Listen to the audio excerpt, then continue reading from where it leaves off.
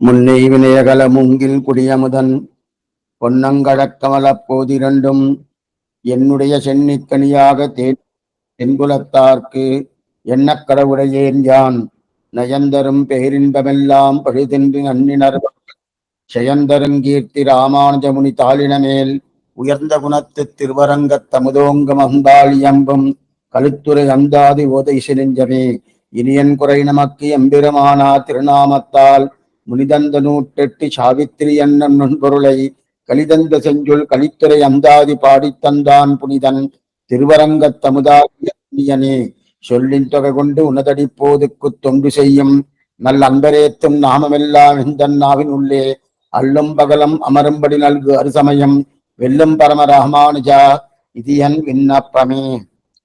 சோராத காதல் பெருஞ்சொழிப்பால் தொல்லமாலையொன்னம் பாராதவனை பல்லாண்டென்று காப்பிடம் பான்மையந்தால் பெயராத உள்ளத்து ராமானுஜன் தன் பிறங்கிய சீர் சாரா மனுஷரைச் சேரேன் எனக்கென்ன தாழ்வினையே.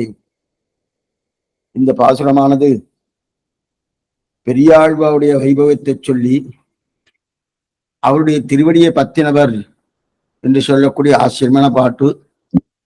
இது 15ஆம் பாட்டு ராமானுஜ உத்தந்தாதிலே. அந்த பேராத உள்ளத்து ராமானுஜன், அப்படிப்பட்ட ராமானுஜ திருவிடையில யார் பற்றவில்லையோ அவர்களோடு எனக்கு ஒன்றும் சேர்க்கை கிடையாது. சாரா மனுஷரை சேரேன், சேரலையே சுவாமி, அதனால ஒரு தாழ்ச்சி ஏற்படாது. எனக்கு ஒன்றும் தாழ்வில்லையே, எனக்கு எந்த விதமான தாழ்வும் கிடையாதுன்னு தெரிவிக்கிறார் சுவாமி திருவரங்கத்தவனார். அதுல அநேகமா முக்காவாசி பாஸ்திரவசனம் நம்ம முடிச்சுட்டோம். சோராத காதல் பெருஞ்சொழிப்பால், சோராத காதல், சோறும் காதல்னாலே கொஞ்சம் சுமாரா இருக்கும். சோராதன்னா வாடாதே, சங்குச்சிதமாகாதே இருக்கிற பரிபூர்ணமான பக்தி. அதாவது இந்த பக்தி என்பது தைலதாராவது அரிச்சவி சின்ன சுத்தி சந்தான ரூபம் சொல்லுவா. எப்படி தைலமானது எப்படி பக்தி எப்படி வருகிறதோ அந்த பக்தியை போல பெரியாழ்வாடு பக்தி. அது இவருடைய பக்தி எப்படிப்பட்டதுன்னா பகவானை தான் தான் ரட்சிக்கணுங்கிற அளவுக்கு இருக்கக்கூடிய பக்தி. அதுதான் சோராத காதல் பெருஞ்சுழிப்பால். அதனால் பெரிய சுழி ஏற்பட்டு விட்டது. என்ன சுழின்னா பெரிய வெள்ளம் வந்துருச்சுன்னு வச்சுக்கேன், ஒரு சுழியில் அகப்பட்டா வெளில வர முடியாதுன்னு. சாமான்யமான சுழியா இருந்தா வெளில வந்துடலாம், இது பெருஞ்சுழி. சோராத காதல் பெருஞ்சுழிப்பால் தொல்லமாலையொன்னம் பாராதவனை பல்லாண்டென்று காப்படும். தொல்லை மால் மிகவும் பழையதாக இருக்கக்கூடிய பகவான் ஸ்ரீமன் நாராயணன் அவரை பல்லாண்டென்று காப்பிடும் பான்மையன். பல்லாண்டென்று அவருக்கு பங்களாசாதன தத்பரருக்காகவே இவர் அவருடைய அவதாரம். அப்படிப்பட்ட பான்மையன் தாள் அவருடைய திருவடியை பான்மையன் தாள் சோராத காதல் பெருஞ்சொழிப்பால் தொல்லமாலையொன்னம் பாராதவனை பல்லாண்டென்று காப்பிடும் பான்மையன் தாள் பேராத உள்ளத்து ராமானுஜன். அப்படிப்பட்ட அந்த தாளை தன்னுடைய திருவுளத்திலே வைத்துக் கொண்டு அங்கிருந்து பேராது நகரவே நகராது. அப்படி பேராத உள்ளத்து ராமன் தன் பிறங்கிய சீர். அப்படிப்பட்ட ராமானுஜன் அவருடைய சீர்மை என்ன, அந்த தீர்மையை யாரெல்லாம் சொல்லிக் கொண்டு இருக்கிறார்களோ அவர்களோடு சேரப்போகிறேன். ஆனா இங்க பிரதானமா சொல்றது அப்படிப்பட்ட பேராத உள்ளத்து ராமான் தன் பிறங்கிய சீர் சாரா மனுஷரை.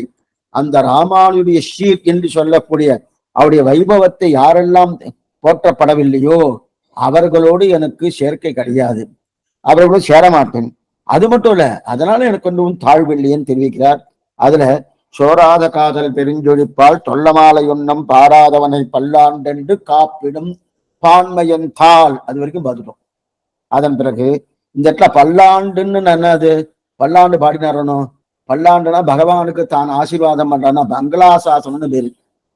ஆசீர்வாதம் என்பது வேறு, மங்களாசாசனம் என்பது வேறு. இப்ப நல்லா புரிஞ்சுக்கோ. ஒருத்தர் சஷ்டபதி பூர்த்தி ஆகிட்டு இருக்கு, இல்ல சதாபிஷேகம் ஆகிட்டு இருக்கு. ஒரு சின்ன ஒரு சின்ன சிறுவர் 25-30 வயசு இருக்கும். இவர் போய் ஆசீர்வாதம் பண்ணலாமா? சுவாமி அது என்னமா சுவாமி பண்ணலாம், அவர் சஷ்டபதி போயிட்டு இருக்கு, இவருக்கு 25 வயசு 30 வயசு தான் ஆகுது, கல்யாணம் ஆனவர் தான். இதுதான் இவர் பண்ண முடியுமானா பண்ண முடியாது.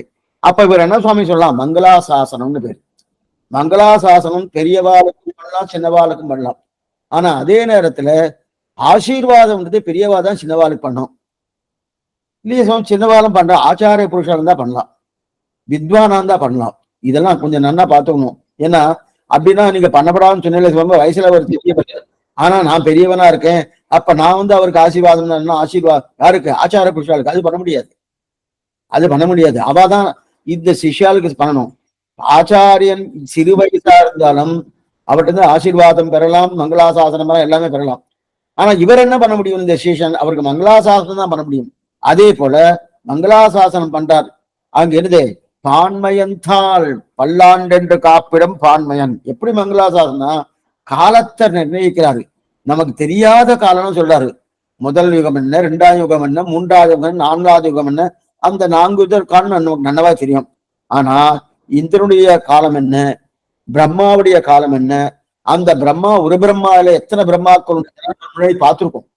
எத்தனை பிரம்மாக்கள் உண்டோ அந்தந்த பிரம்மாக்களுடைய காலம் என்ன, இது அத்தனையும் சேர்த்து அடியோமோடும் நின்னோடும் அதற்கு முன்னாடி பல்லாண்டு பல்லாண்டு பல்லாயிரத்தாண்டு பல கோடி 100,000 என்று சொல்லக்கூடிய 4 பல்லாண்டு. முதல் பல்லாண்டு நம்ம ஆயுசத்தாலே, 2ஆம் பல்லாண்டு தேவலோகத்தில் இருக்கக்கூடிய ஆயுசாலே, 3ஆம் பல்லாண்டு பிரம்மாவின் ஆயுசாலே, 4ஆம் பல்லாண்டு பிரம்மலோகம் என்றது ஒரு பிரம்மலோகம் அல்ல, அண்டானாந்து சகஸ்திரானாம் ஆயுதாயினு அப்படின்னு விஷ்ணு புராணக்காரர் தெரிவிக்கிறார். 10,000 அண்டகடாகம் விதந்துட்டு இருக்கான். ஒவ்வொரு அண்டகடாகத்துக்கும் 7 14 லோகங்கள் கொண்டது ஒரு அண்டகடாகம். அந்த மாதிரி ஒவ்வொரு அண்டகடாகத்துக்கும் ஒரு பிரம்மா. அந்த மாதிரி எத்தனையோ அண்டகடாகங்கள் இருக்கு. அந்தந்த அண்டகடாகத்துக்கு ஒவ்வொரு பிரம்மா இருக்கணும். அந்தந்த பிரம்மாவுடைய ஆயுசெல்லாம் ஒன்னா கூட்டணும். அவர் என்னவோ அவருக்குதான் அந்த கணக்கு தெரியும். அந்த கணக்கை போட்டு அதனால பல்லாயிரத்தாண்டு பல கோடி 100,000 தெரிவிக்கிறார் இல்லையா? அப்படிப்பட்ட ஆயுட்கால பெருக்கிற காலத்தை பெருக்கினான்னு அர்த்தம். அப்படி பெருக்கிறபடியாலே இது பெரியாழ்வார்கள் இப்படிப்பட்ட காலத்திற்கு உள்ளவரும் அது என்ன அடகுமாறாமல் நித்தியஸ்ரீயா வாங்க வேட வேண்டும் மங்களாசாசனம் பண்றார். யாருக்கு? பெருமாளுக்கு பெரியாழ்வார். ஏன் சுவாமி? இவருக்கு சுவாவமே அதுதான். ஒவ்வொருத்தருக்கும் இயற்கையான தன்மை இருக்கணும். பெரியாழ்வாருக்கு சுவாவம் என்ன சுவாமி? மங்களாசாசனம் பண்றது. நன்னா இருக்கணும், நன்னா இருக்கணும். பகவானை பார்த்து நீ நன்னா இருக்கணும், நீ நன்னா இருக்கணும், என்னோடு சேர்ந்து நன்னா இருக்கணும். அடியோமோடும் நின்னோடும் பிரிவின் 1000 பல்லாண்டுன்னா. ஆனா இந்த சுபாவம் இருக்கணும். இந்த சுபாவம் பிரிக்க முடியும்னா பிரிக்க முடியாது. சிலருடைய சுபாவம் பிரிக்கவே முடியாது. ஏன்னா சுவாமி அவருக்கு இயற்கை சுவாமி கோபம் வந்துருச்ச சுவாமி அடக்கி வைக்க மாட்டார் சுவாமி. அவருடைய சுபாவம் சொல்றா பாருங்க. அப்ப பிரிக்க முடியாதுன்னு அர்த்தம். அதே போல மங்களாசாசனம் பண்றது இவர் பிடிக்க முடியும். அதை விட்டு விடவே முடியாமது. முடியவே முடியாது. அப்படிப்பட்ட பெரியாழ்வான் திருவிழில் யார் பற்ற போகிறார்கள் என்றால் பல்லாண்டென்று காப்பிடம் பான்மயந்தால் பேராத உள்ளத்து ராமானுஜன் தன்பிறங்கிய சீசாராமனிசரை சேரேன். அதாவது பான்மயன் என்று சொல்லக்கூடிய பெரியாழ்வார். அந்த பெரியாழ்வாருடைய காப்பிடும் சபாவும் காப்பு உன் சேவடி செவ்வி திரு காப்பு. காப்புனா ரக்ஷைன்னு அர்த்தம். ரட்சிப்பது ரக்ஷை அப்படின்னு அப்படிப்பட்ட காப்பிடும் சுபாவம் பெரியாழ்வார். அந்த பெரியாழ்வான் திருவிழித்தாமரை விட்டு நீங்காத திருவுள்ளம் உடையவராய்க்க எம்பெருமானார். விட்டு விடவே மாட்டார். அப்படிப்பட்ட எம்பெருமானார். அந்த எம்பெருமானன் நித்தியமான வளர்ந்து கொண்டிருக்கிற கல்யாண குணங்கள். அவருக்கு என்னென்ன கல்யாண குணங்கள் சுவாமி பாஷ்யக்காரருக்கு அத்தனை கல்யாண குணங்கள் இருக்கணும். இப்ப என்ன தெரிவிக்கிறாருன்னா ஆசிரமம் தெரிவிக்கிறார். எத்திராய் சப்தத்துல சுவாமி வேதாந்த தேசம் ஒரு விதிவினம். அதாவது கண்ணனும் பயந்து கொண்டு இருக்க செய்து கண்ணனை பெரியாழ்வார் ரட்சித்தார். அதே போல பகவானையும் யாரு? சுவாமி ராமானுஜர் ரட்சித்தார். சுவாமி என்ன பேசுற நீங்க? கண்ணனை பெரியாழ்வார் ரட்சித்தார்னு அதுவே ஒத்துக்கொள்ளாத விஷயம். அதே போல பகவானை வந்து இப்ப சுவாமி ராமானுஜர் ரட்சித்தார் அதையும் ஒத்துக்கொள்ளாத விஷயம். என்ன எப்படி ரட்சித்தார்னு பாக்குறோம். இப்ப கண்ணன் இங்க எங்க எடுத்துருக்காரு? எத்திரா சப்தத்துல இதை எடுத்திருக்காரு. கண்ணன் அகாசுரன் கேட்டுக்கலையா? அந்த அகாசுரன் அவன் வாயில போய் விழுந்துட்டான். பெரிய மலைப்பாம்பு. அந்த பெரிய மலைப்பாம்பு வாயில போய் உள்ள விழுந்துட்டான். உள்ள விழுந்தான்னு யார் சுவாமி ரட்சித்தது? தன்னை தானே ரட்சித்து கொண்டாரணும். இல்ல எங்க பெரியாழ்வார் தான் ரட்சித்தான்னு. சுவாமி இவர் இருக்கிறது கலிகாலம், அவர் இருக்கிறது துவாபர யுகத்துல இருந்திருக்கார். அப்படி இருக்கச்சே இவர் கலிகாலத்தை என்னமா ரட்சிப்பாருன்னா சண்டை போட தெரியுமா? இவருக்கு இல்ல உள்ள போய் ஏதாவது குத்தி குழாவை ஏதாவது பண்ண தெரியுமா? ஒண்ணும் தெரியும். இல்ல இவர் மங்களாசாசனம் பண்ணபடியால் தான் கண்ணன் ரட்சிக்கப்பட்டான். இது இன்னும் ஏத்துக்கிற மாதிரி இல்லையே சுவாமின்னா. அதுதான் இவருடைய நிலை. நான் மங்களாசாசனம் பண்ணபடிதான் அவன் ரட்சித்தாங்க. இந்த மாதிரி ஒவ்வொரு ஸ்ரீ வைஷ்ணவான் ரட்சிக்கணும். நம்ம சன்னதிக்கு போறோம், எத்தனையோ திவிதேசம் போறோம். எத்தனை திவிதேசம் போனாலும் நம்முடைய கர்த்தவியம் என்னதுமா? சேவிச்சுட்டேன் சுவாமி, பார்த்துட்டேன்னு சுவாமின்னு அதெல்லாம் கிடையாது, சொல்லவே படாது. பகவானை பார்ப்பது என்ன, பொருட்காட்சியான பார்ப்பதுக்கு. அப்ப என்ன சுவாமி பண்ணணும், செவிச்சேன்னு சொல்லலாமா, அது கூட செகண்டரி தான், ரெண்டாம் பட்சம் தான். அப்ப என்ன சொல்லணும், மங்களாசாசனம் பண்ணியாச்சு, அந்த பெருமாளை மங்களாசாசனம் அதுதான் சொல்லணும். மங்களாசாசனம் வாழி வாழி வாழி வாழி வாழி. அதனாலதான் நம் சம்பிரதாயத்துல வாழி திருநாமம் பிராதான்யம். எல்லா ஆழ்வார் ஆச்சாருக்கும் வாழி திருநாமம் உண்டு. ஏன், நமக்கு சமாசயனம் பண்ணக்கூடிய ஆச்சாரியாளுக்கும் வாழி திருநாமம் உண்டு. அது சில பேர் சொல்றா, சில பேர் சொல்லலாம், இருக்கட்டும். எதுக்கு சொல்ல வந்தேன்னா, அந்த மாதிரி ஆழி திருநாம வாழ்த்துவதுதான் பிரதானம், அதுதான் மங்களாசாசனம். அந்த மங்களாசாசனம் இவர் பண்ணபடியால் தான் அந்த அகாசுரன் வாயிலிருந்து இவர் தப்பிச்சிருந்தார் என்றார். இது ஒண்ணு பொருந்தவே இல்லையே சுவாமின்னா, இதுதான் அவர் நிலை, இதுதான் அவருடைய சுபாவம், இதுதான் மங்களாசாசன தத்பரர்னு பேரு. யாரோ ஒருத்தர் ஆபத்து வாசல்ல அடியே இங்கிருந்து அவளுக்கு மங்களாசாசனம் பண்ண, அவ தப்பிச்சுட்டான். அந்த மாதிரி லோகத்துல யாராவது சொன்னா என்ன சொல்லுவாருன்னா, பைத்தியம் போல் இருக்குது அப்படின்வா. இப்ப பெரியாழ்வார் நம்ம பைத்தியம் சொல்லலாமான்னா, அந்த அளவுக்கு காதல் கண்ணனின், அந்த அளவுக்கு நாரட்சித்தேன். அப்ப இதுல என்னன்னா, இந்த சுபாவம் எந்த விடு வந்துட்டு வயிறு பிடிக்கிறாரோனோ, பெருமாளுக்கு என் வருகிறதோ வயிறு பிடிக்கிறாருனோ, அந்த அந்த சுபாவம் எதனா வந்துட்டு இவருக்கு இயற்கையா இருக்கு. அப்ப வயிறு பிடித்த உடனே கண்ணன் ரட்சிக்கப்பட்டான், அகாசுரன் கண்ணன் ரட்சிக்கப்பட்டான். அதுக்கு என்ன காரணம், இவருடைய வயிறு பிடிச்சு பங்களாசாசனம் பண்ணபடியாரு. ஆனா இந்த இடத்துல என்ன இருக்குன்னா, எம்பெருமானாருக்கு இருக்கக்கூடிய இதே சுபாவம் வந்துருச்சுன்னார். சாமானியமா லோகத்துல எப்படி பெரியாழ்வார் திருவடியைத்தானே இவர் திருவத்துல விடாம பற்றின்னு இருக்கார். அதாவது பெருமாளுக்கும் பெரியாழ்வார்க்கும் ஒரு சுபாவம். என்ன சுபாவம்னா, பெருமாள் திருவடி விடாம பட்டிருக்கார் யாரு, பெரியாழ்வார். அதனால தனக்கு சமமாக ஆக்கிட்டார் பெரியாழ்வார். ஆக்கினாரா சுவாமி, எல்லாருக்குமே உண்டு. பெரியாழ்வாருடைய அந்த பகவானுடைய திருவடியை பெரியாழ்வார் பட்டினபடியாலே தனக்கு சமமா ஆக்கிட்டார். அது எங்க சுவாமி, சீவைகுண்டு போயாச்சுன்னா அபகத பாப்மா விஜலகா விமுத்துகு விசோசுகா விசிகிச்சா அபிபாசகா சத்தியகாமகா சத்தியசங்கல்பக என்று சொல்லக்கூடிய அஷ்டவித கல்யாண குணங்கள் ஏற்படுறது. ஆனந்தத்துல நமக்கும் பகவானுக்கும் சமம். அவருக்கு எத்தனை ஆனந்தம் உண்டோ அத்தனை ஆனந்தம் உண்டு, அவருக்கு எத்தனை ஞானம் உண்டோ அத்தனை ஞானம் நமக்கு உண்டு. அப்ப சமம் வந்துட்டோம். சமன்கொள் வீடு தரும் தடம் குன்றமே, ஆழ்வார் பாட்டே இருக்கு. திருவேங்கடபடியானுக்கு போயாச்சுன்னா, அங்க போய் செய்யச்சுன்னா தடங்கள் அந்த குன்றமே அந்த மலையே கொடுக்குமா. என்ன கொடுக்கும்னா சாமியா பக்தி மோட்சத்தை கொடுக்கும்னு தெரிவிக்கிறாரு ஆழ்வார். சமன்கொள் வீடு தரம் தடம் குன்றமேன்னு தெரிவிக்கிறார் இல்லையா. அப்ப பெருமாளுக்கு இருக்கக்கூடிய சுபாவம் என்னன்னா, யாரெல்லாம் தன்னை சேவிக்கிறார்களோ தனக்கு சமமாக ஆக்கி விடுகிறது பெருமாளுக்கு, பகவானுக்கு. இப்ப பெரியாழ்வார்க்கு அது வந்துடுத்து. பகவான்ட்டு தனக்கு சரணிகராக இருக்கக்கூடிய தன்மை பெரியாழ்வார்க்கு வந்துடுத்து. இப்ப பெரியாழ்வார்த்தினுடைய பத்தினவர் யாரு, சுவாமி ராமானுஜன். இப்ப அவருக்கு வரணுமோன்னு அதே சுபாவம். ஆமா சுவாமி, எப்படி வரும்னா, இப்ப பெரியாழ்வார் இருக்கக்கூடிய அதே சுபாவம் இவருக்கு வந்துடுத்து.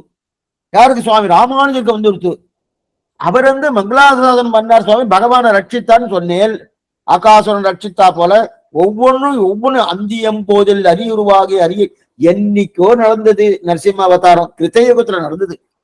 இவர் இருக்கிறது கலியுகம். எத்தனையோ லட்சம் வருஷங்கள் வித்தியாசம் உண்டு. ஆனா அன்னைக்கு நான் மங்களாசாசனம் பண்ணபடியாக தான் ரட்சிக்கப்பட்டாங்க.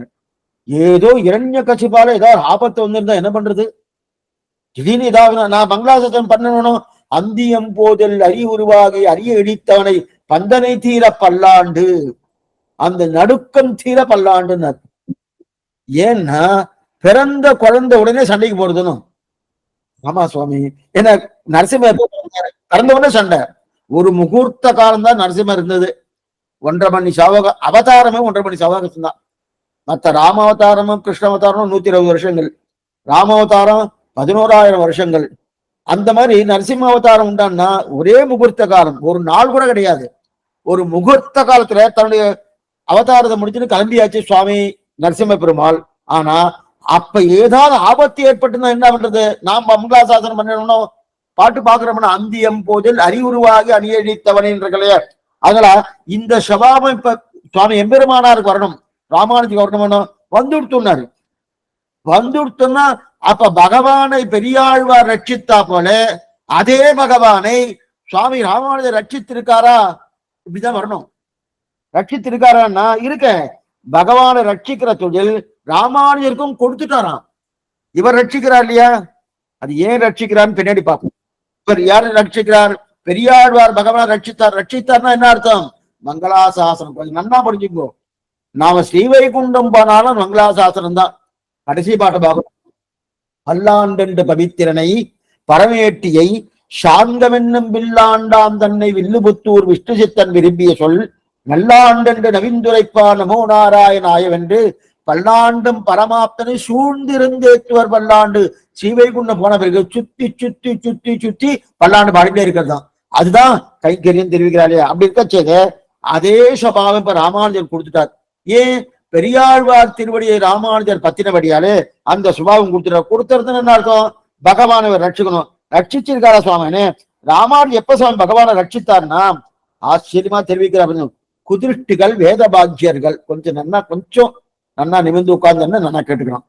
குதிருஷ்டிகள் வேத பாக்கியர்கள். வேதம் பகவானை ரட்சிக்கிறா நேரா பகவான் கண்ணன் வந்திருக்கார், ராமன் வந்திருக்கார், அவரை நீங்க நில்லு நான் உன்னை ரட்சிக்கிறேன் அப்படிலாம் கிடையாது. பகவான வேதத்தை ரட்சித்தாலே பகவானை ரட்சித்த மாதிரி அர்த்தம். நம்ம 4000 தீபத்தை சேவிக்கிறோமோ பகவானை ரட்சித்ததா அர்த்தம்.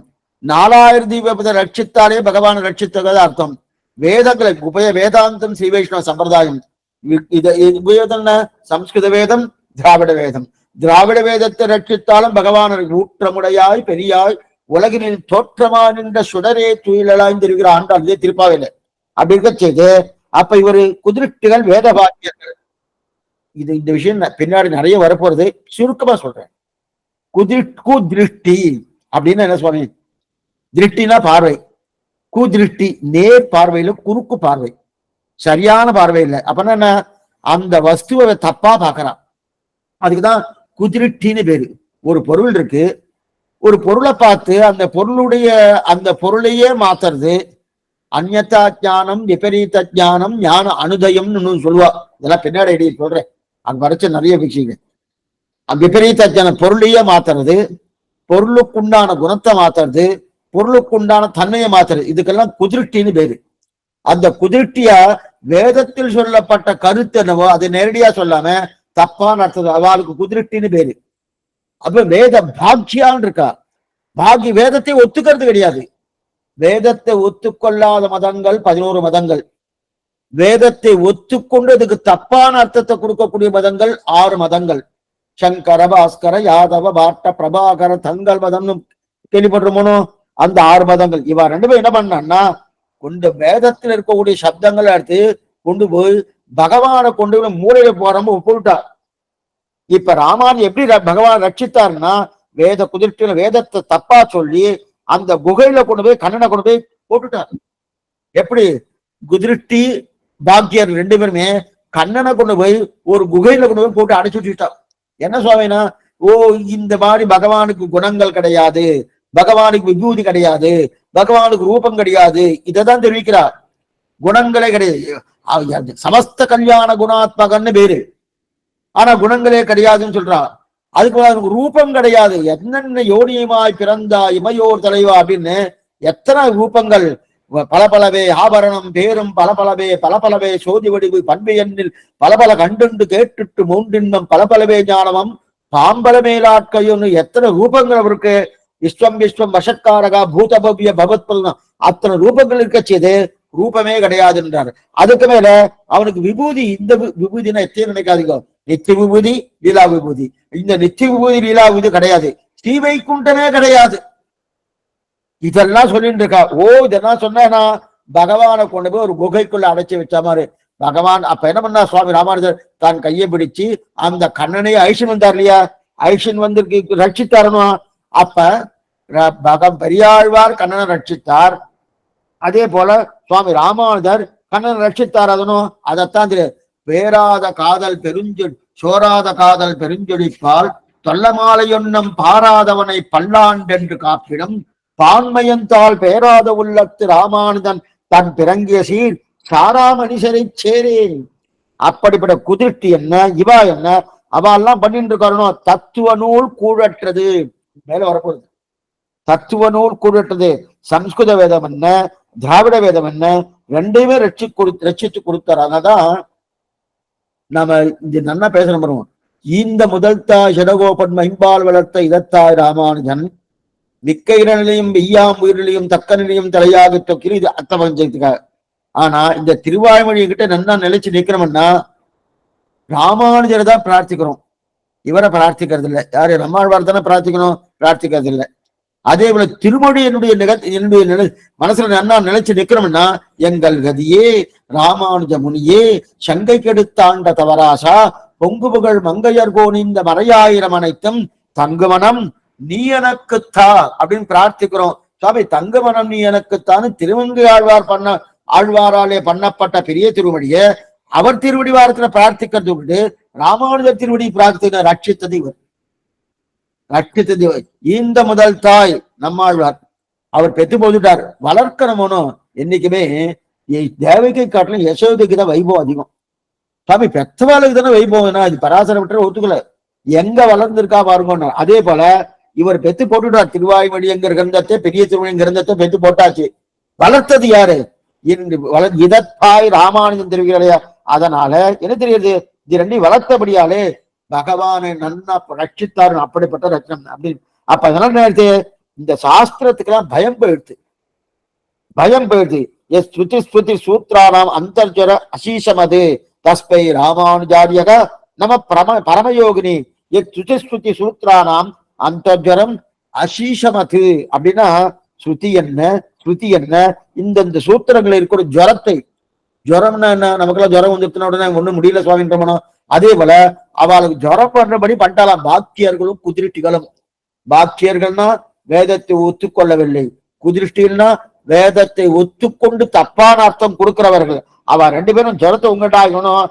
அந்த ஜுரத்தை போக்கினவர் யாரு? சுவாமி ராமானுஜன். அப்படிப்பட்ட பகவானும் குதிர்ச்சி பாஷை வாயில போட்டு கொண்டு ரொம்ப கஷ்டப்பட்ட. என்னை பத்தி தப்பா சொல்லிட்டு இருக்காரு, தப்பா சொல்லிட்டு இருக்காரு. பகவான் கஷ்டப்பட அந்த கஷ்டப்பட ராமானுஜர் வைபவம் கண்டனின்னு வேதங்களை ரட்சித்தார். அதே ஒரு 4000 திவ்ய பிரதம் இருக்கு இல்லையா? அதனால் இவருடைய கல்யாண குணங்கள் சொல்ல ஆரம்பிச்சிட்டோம். என்ன சொல்லுவாங்க கல்யாணங்கள்? இவருக்கு என்ன கல்யாண குணங்கள்?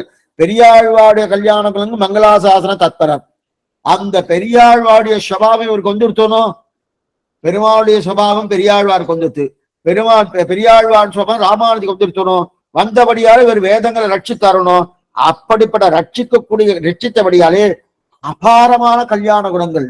என்னென்ன கல்யாண குணங்கள்? பான்மயந்தால் பெயராத உள்ளத்து ராமானுஜன் தன் பிறங்கிய சீர் சாராமணிசரை சேரேன். அந்த ராமானுஜருடைய திருவுள்ளத்தை பத்தி யாரெல்லாம் போகின்றிருக்காளோ, போகாம இருக்காளோ, அவளோட நான் சேர மாட்டேன். இப்ப வியாக்கியானத்தை வாசிக்கிறேன். பக்கம் 60. நகரக்ர சக விசேஷ ஜெயதி லக்ஷ்மணோ முனிக்கு என்கிறபடியே குதிரிட்டுகளால் அழிக்கப்பட்ட மகத் வைபவத்தை ஸ்ரீபாஷ்ய முகோனை வெளிப்படுத்தி இவ்வளவும் இனிமேலுள்ள காலமெல்லாம் நித்திய அபிமானபத்தமாம்படி பண்டிகையாலே இவருடைய கல்யாண குணங்கள் நித்யா விவர்த்தமாய் காண. இதெல்லாம் எங்க எடுத்திருக்காருன்னா ஸ்ரீபாஷ்ய முகேனை ஸ்தாபித்திருக்கார். பிரம்மசூத்திரத்தை வியாச பகவான் கொடுத்துட்டார். அதுதான் பிரதானம். ஏன்னா எல்லா வேதத்தையும் தெரிஞ்சு கொண்டு நம்ம இதுதான் அப்படி நிர்ணயம் பண்ணோம்னா ஆயுஷ் வராது. அதுக்கு தெரிஞ்சு வியாசம் வசிஷ்ட நப்தாரம் சக்தி பௌத்திர மகல்மஷம் பராசராசனம் வந்தே சுகதாபம் தப்போனிதினு அவாடு குரு பரம்பரை சொல்றமோனும் அதுல வியாசம் தான். வியாசம் என்ன? இந்த வேதத்தை பிரித்து கொடுத்தவரை தான் வியாசம். நாராயண வித்ய நாராயண வியாசராக அவதாரம் பண்ணார்னு அப்படி இருக்கச்சதே அவர் நன்னா எழுதிட்டார், நன்னா ஆச்சரியமா எழுதி கொடுத்தானா அந்த பிரம்மசூத்திரத்துக்கு தப்பான அர்த்தத்தை கொடுத்துட்டான். அதான் குதிருட்டி. அந்த குதிரிட்டு பார்த்தோன்னே அந்த குதிரிட்டுடைய நிலையெல்லாம் நிரசனம் பண்ணாரணும். எப்படி பண்ணார்?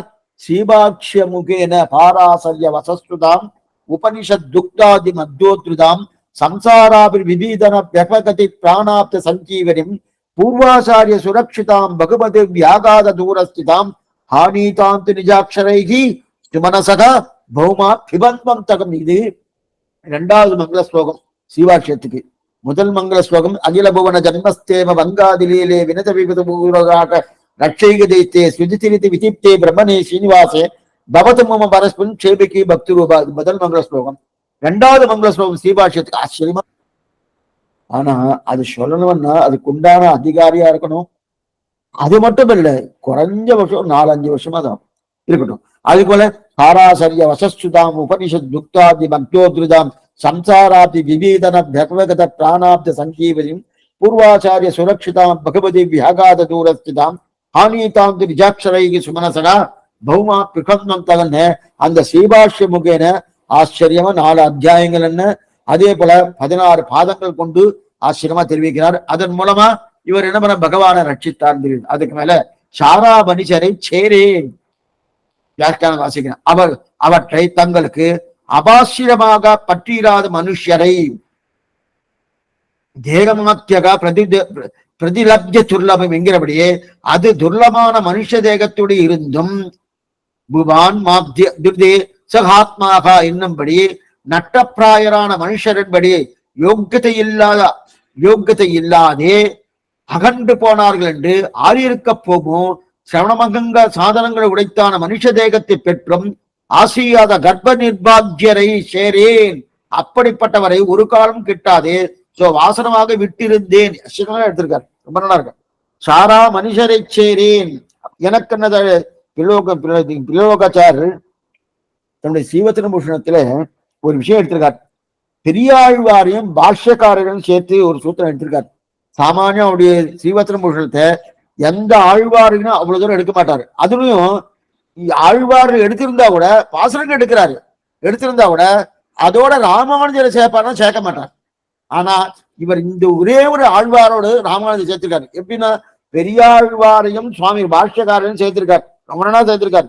எதுக்காக அந்த சூத்திரம், அந்த சூத்திரம் மற்ற எந்த ஆழ்வாரும் தெரியுன்னா அவரே கேள்வி கேட்டினார், மங்களாசாசனம் சொரூப விருத்தமோ வெண்ணில், மங்களாசாசனம் சொரூப விருத்தமோ சாமி, மங்களாசாசனம் நாம பெருமாள் நன்னாருன்னு சொன்னோமா, அவர் நம்ம நன்னாருன்னு சொன்னோமா?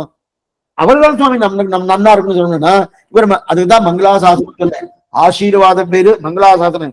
மங்களாசுரூப் விசாரிச்சுட்டு அவனுக்கு பாடுவதுதான் நிச்சயம். ஆனா சாமானிய லோக்கல என்ன உலகத்துல என்ன சொல்லுவா, கலைவாய் துன்பம் கலையாதொழிவாய் கலகன் மட்டிலேன் வளைவாய் நேமி படையாய் குழந்தை கிடந்த பாபாயன்னு அவனுக்கு அவன்தான் நமக்கு நல்லது பண்ணுமே தவிர நாம யார் சுவாமி அவனை நினைக்க அப்படின்னு சொல்லணும்.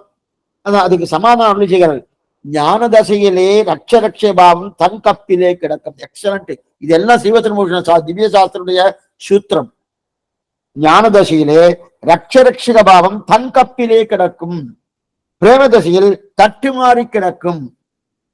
இது சாமான்யமா ஆழ்வாருக்கு ஞான தசை வேறு பிரேம தசை வேறு. ஞான தசைன்னு இருக்கும் போது அவன் தான் நம்ம ரட்சிக்கணும், பகவான் தான் ரட்சிக்கணும். பகவானாலே நான் ரட்சிக்கப்பட வேண்டும் என்கிற தன்மை ஞான தசை இருக்கும். பிரேம தசை வந்துருச்சுன்னா நான் தானே ரட்சிக்கணும் அப்படின்னு தோணும். இது எதனால சுவாமி ஏற்பட்டதுன்னா, பிரேமதசன்னா காதல் நல்லா வளர்ந்துருச்சுன்னு அர்த்தம். அப்ப இருக்க நான் தான் ரட்சிக்கிறேன். ஏன் இதனால பகவானுடைய ஸ்வரூபம் என்ன, ரூபம் என்ன, அவருடைய விபவங்கள் என்ன, அதெல்லாம் நன்னா பார்க்கறச்சே ஸ்வரூபம் என்ன, ஞானபல ஐஸ்வர்ய வீரிய சக்தி தேஜஸ், இந்த 6ஐயும் பார்த்தா பகவான் தான் என்ன ரட்சிக்கணும் என்கிற எண்ணம் நன்னா தரும். இத்தனை ஞானம் இருக்கு, இத்தனை வீரியம் இருக்கு, இத்தனை சக்தி இருக்கு, இத்தனை தேஜஸ் இருக்கு, இத்தனை அபாரமா இருக்கு சுவாமி, அவர் தான் என்ன ரட்சிக்கணும்னு தோணும். அது அவருடைய சௌகுமாரியம், தொட்டாலே சிலிங்கு போகக்கூடிய ஒரு தன்மை. சௌகுமாரியம் கூசித்திரியும் வெள்ளடிகள். ஏன்னா புஷ்பத்தை கொண்டு போய் அவர் திருவடியில பட்டு கொடுத்தோம்னா புஷ்பம் கண்டி போகாதான், திருவடி கண்டி போயிடுமா. அப்பனா அவ்வளவு தூரம் என்னது, அத்தனை தூரம் மென்மையான திருவடிகள், அந்த அப்படிப்பட்ட சௌகுமாரியமான திருவடிகள். அந்த சௌகுமாரியத்தை பார்த்தா என்ன ஆகும்னா, இல்ல சுவாமி நான் தான் ரட்சிக்கணும், இத்தனை அழகு இத்தனை சௌகுமாரியம் இருக்கு, நான் தான் ரட்சிக்கணும்னு நினைக்கிறா இல்லையா. அப்ப ஞான தசையிலே ஒரு நிலை, பிரேம தசையிலே ஒரு நிலை. அப்ப ஞான சக்தியாதிகளை பார்த்தா அவன் தான் ரட்சிக்கணும்னு தோணும். அதே நான் ரட்சிக்கப்படுபவர்களாக இருப்போம், நாம் ரட்சிக்கப்படுபவர்களாக இருப்போம், அவன் ரட்சன் ரட்சகன். நாம ரட்சியம்னா ரட்சிக்கப்படுபவன், ரட்சகன்னா யார் ரட்சிக்கிறாரோ அவனுக்கு ரட்சகன்னு பேரு. அதே பகவானும் சௌகுமாரியத்தை பார்த்தா சுவாமி நான் தான் ரட்சிக்கிறேன் சுவாமி. இத்தனை சில குழந்தைகள்லாம் அப்படியே பார்த்தாலே கண்ணை ஒத்திக்கலாம் போல இருக்கும், அவ்வளவு அழகா இருக்கும். இந்த குழந்தைய நான் தான் பாக்கணுமே சொல்றா இல்லையா. அதே போல அவன் ரட்சம் என்று தோன்றும். அப்படின்னு என்னால ரட்சிக்கப்படவன் பகவான் சௌகுமாரியத்தை பார்க்க. இந்த பாவம் மாறாடி கிடக்குமா கிடக்குன்னா, சரி சுவாமி இந்த மாதிரி யாராவது மங்களாசாசனம் பண்ணியிருக்காதா? நீங்க என்னவோ பெரிய ஆழ்வார் பண்ணார், பெரிய ஆழ்வார் பண்ணார், அவர் இந்த மாதிரி சொன்னீங்க. இந்த மாதிரி உண்டா? சிஷ்டாச்சாரம் இருக்கா? நீங்க இவர் பண்ணார், அவர் பண்ணார், அவர் பண்ணார்னு சொல்லிட்டு இருக்கலே, இருக்கா? இருக்கா? பெரியாழ்வார் பண்ணா என்னமோ ஒரு பண்ணிட்டு போயிட்டார் சுவாமி. இருந்தாலும் மங்களாசாசனம்ன்றது சாமானிய பகவானால நான் ரட்சிக்கப்படணும். எல்லா திவிதேசம் போனாலும் சுவாமி நீர் நன்னா இருக்கணும் அப்படின்னு நம்ம சொல்றோமான்னா, சுவாமி எனக்கு இந்த கஷ்டம், அந்த கஷ்டம், அந்த கஷ்டம், அதுக்குதான் வந்திருக்கேன், சீட்டை வச்சுட்டு இருப்போம் கையில. என்னென்ன கஷ்டமோ ஒரு பெரிய லிஸ்டே வச்சுட்டு இருப்போம். அந்த லிஸ்ட்டை கொண்டு போய் படிக்கிறதுக்கு நேரம் இருக்கு. அது முக்கியமா மற்ற சமிதி போனாலும் படிக்கிறதுக்கு வாய்ப்பு உண்டு. திருமலைக்கு போயாச்சுன்னா உடனே ஜரகண்டி தான். ஜரகண்டி அப்படி போயிட்டே இருக்கு இல்லையா? எதுக்கு சொல்ல வந்தேன்னா, அந்த மாதிரி இருக்கச்சேது அங்க இருக்கச்சேது எங்க இருக்கு நம்ம ரட்சிக்கலாமன்னா உண்டு. இதுக்கு முன்னாடி நிறைய பேர் ரட்சித்திருக்கா, ஒருத்தர் 2 பேர்ல. எப்படி எல்லாம் மங்களாசாசனம் பண்ணிருக்கா பாருங்கன்னு இதெல்லாம் சீவசன் பண்ணா எடுத்திருக்காரு. அதைத்தான் பெரியாழ்வார் ஃபாலோ பண்ணியிருக்கார். ஏன்னா நம்முடைய சம்பிரதாயமே சிஷ்டாச்சாரம் உண்டு. தாந்தோணித்தனமா எதுவுமே பண்ண மாட்டான். ஏன் தாந்தோனா? மங்களாசாசனம் சொரூப விருத்தமோ கிடையாது, நம்முடைய சொரூபத்துக்கு விருத்தமான கிடையாது. ஏன்? இதுக்கு முன்னாடி பண்ணிருக்கா, பெரிவா இருக்கா. அதனால சிஷ்டாச்சாரம் நிறைய பேர் இருக்கு. யாராருன்னு பெரிய பட்டியலே எங்க ஸ்ரீவச்சன பூஷணங்கிற கிரந்தத்துல பெரிய பட்டியல் எழுறாரு. என்னன்னா, இத்தை, சக்கரவர்த்தி, ஸ்ரீ ஜனகராமன் திருமகள், திருவடி, மகாராஜர், விஸ்வாமித்ரர், தண்டகாரண்ய வாசிகளான மகரிஷிகள், ஸ்ரீ நந்தகோபர், விதிராழ்வான், பிள்ளவரங்கா வள்ளிதாசர் முதலானவர்கள் எடுத்திருக்காரு. அப்படின்னு குறைச்சல சொல்லியிருக்கு. நிறைய பேர் இருக்கு. ஸ்ரீவச்சன பூஷன் நிறைய பேர் எடுத்திருக்காரு. யாரெல்லாம் எடுத்திருக்காரு? சக்கரவர்த்தி, அது ஜனகராஜன் திருமகள், திருவடி, மகாராஜர், விஸ்வாமித்ரர், தண்டகாரியன் வாசிகளான மகரிஷிகள், ஸ்ரீ நந்தகோபர், விதிராழ்வான், பிள்ளைவரங்க வள்ளிதாசர், இவாள்லாம் வச்சுட்டு இருக்கார். இவாள்லாம் என்ன மங்களாசாசனம் தத்பரா இருந்திருக்கா. இப்ப பிள்ளைவரங்கா வள்ளிதாசர்லாம் பிற்பட்டவர், விதிராழ்வான் முற்பட்டவர். பிள்ளைவரங்கா ஏன் சுவாமின்னா, இப்ப இந்த மாதிரி யாரா பண்ணிடுவாங்க, பின்னாடி யாரா கேட்பாலனோ, அதுக்காக இதை எடுத்திருக்காரு. இப்ப முதல்ல சக்கரவர்த்தி யார் சுவாமி? தசரதன் சக்கரவர்த்தி. அவர் பயந்துட்டார். பரசுராமன் நேரா பயாச்சு போய் கல்யாணம் வரைச்சு பரசுராமன் வந்துட்டா. வந்த உடனே பயந்தே போயிட்டாரு. அவன்கிட்ட சரணாகதி பண்ணாரு. எப்போ என் குழந்தைய விட்டுடு, ஒண்ணும் பண்ணாதுன்னா ஒன்னும் நடக்கவே இல்லை. கோபத்தை கொப்பளிச்சு கொண்டு இருக்கிறான். அப்படி இருக்கச்சது மயக்கப்படி எழுந்துட்டாரு.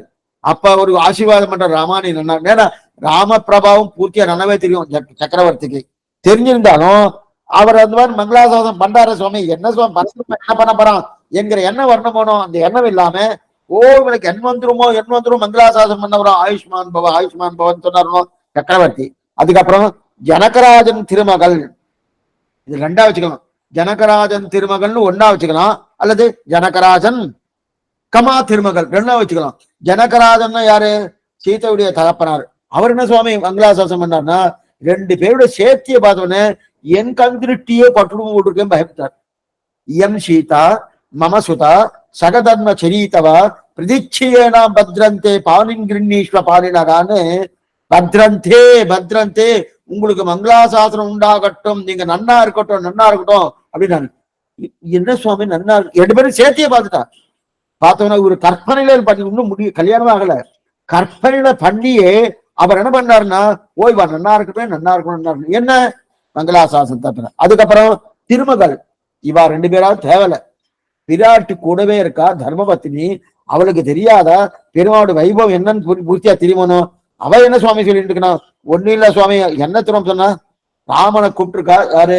தசரத சக்கரவர்த்தி கூப்பிட்டான்னு சுமந்திரன் தான் வந்து சொல்றான். ஒண்ணுமில்ல, ராஜ்யம் கிடையாதுன்னு சொல்லணும். இந்த சரித்திரம் எல்லாம் உங்களுக்கு தெரியும். ராஜ்யம் கிடையாதுன்னு சொல்லணும். நேரா இந்த தசரத சக்கரவர்த்தி அந்த புறத்துக்கு கைகேயி அந்த புறத்துக்கு போனார்.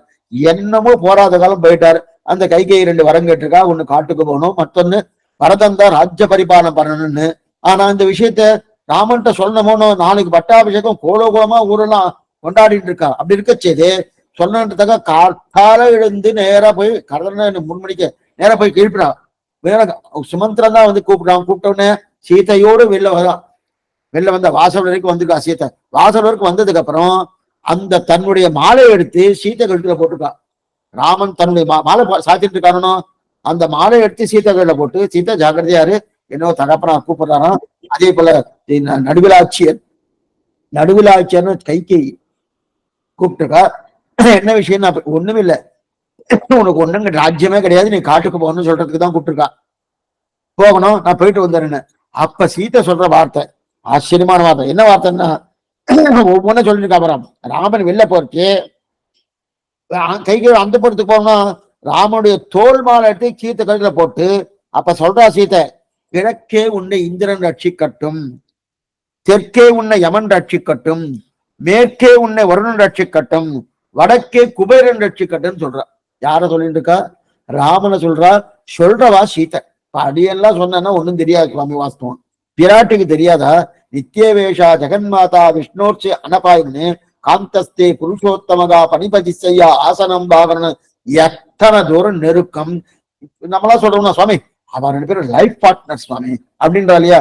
அந்த இந்த லைஃப் பார்ட்னர்லாம் ஒண்ணு இல்லை, என்னைக்கு வேணா எப்படி வேணா போயிடும். ஆனா அவ எப்பவும் நிச்சயம் அகலகில்லே எங்க இருக்கக்கூடிய அந்த பகவத் பிரபாவம் கூட்டியா தெரிஞ்சவ யாருன்னா பிராட்டி தான். அகம் துவா பிரம்மணஸ்ய சாதனஸ்ய சமனாதினின்னு சொல்லுகிறது பாஞ்சராத்தம். அகம் அகம் பகவான் நான் சொல்லக்கூடிய தன்மையே பிராட்டி. அப்படி இருக்கச்சு அந்த ராமனை பரபிரம்மமான ஸ்ரீமன் நாராயணன் தான் ராமனாவதாரம் பண்ணியிருக்கான்னு தெரியுமோனோ? குபேரன் யாரு, அது இந்திரன் யாரு, வருணன் யாரு, யமன் யாரு, இவெல்லாம் நாட்டினான் தெய்வமங்கம் நல்லதோர் அருள் தன்னாலே காட்டினான் திருவரங்கம் உய்பவர்க்கு உய்யம் பண்ணனு. இவெல்லாம் யாரு என்ன நன்னவே தெரியுமே, சாஸ்திரமே கோஷிக்கிறதே.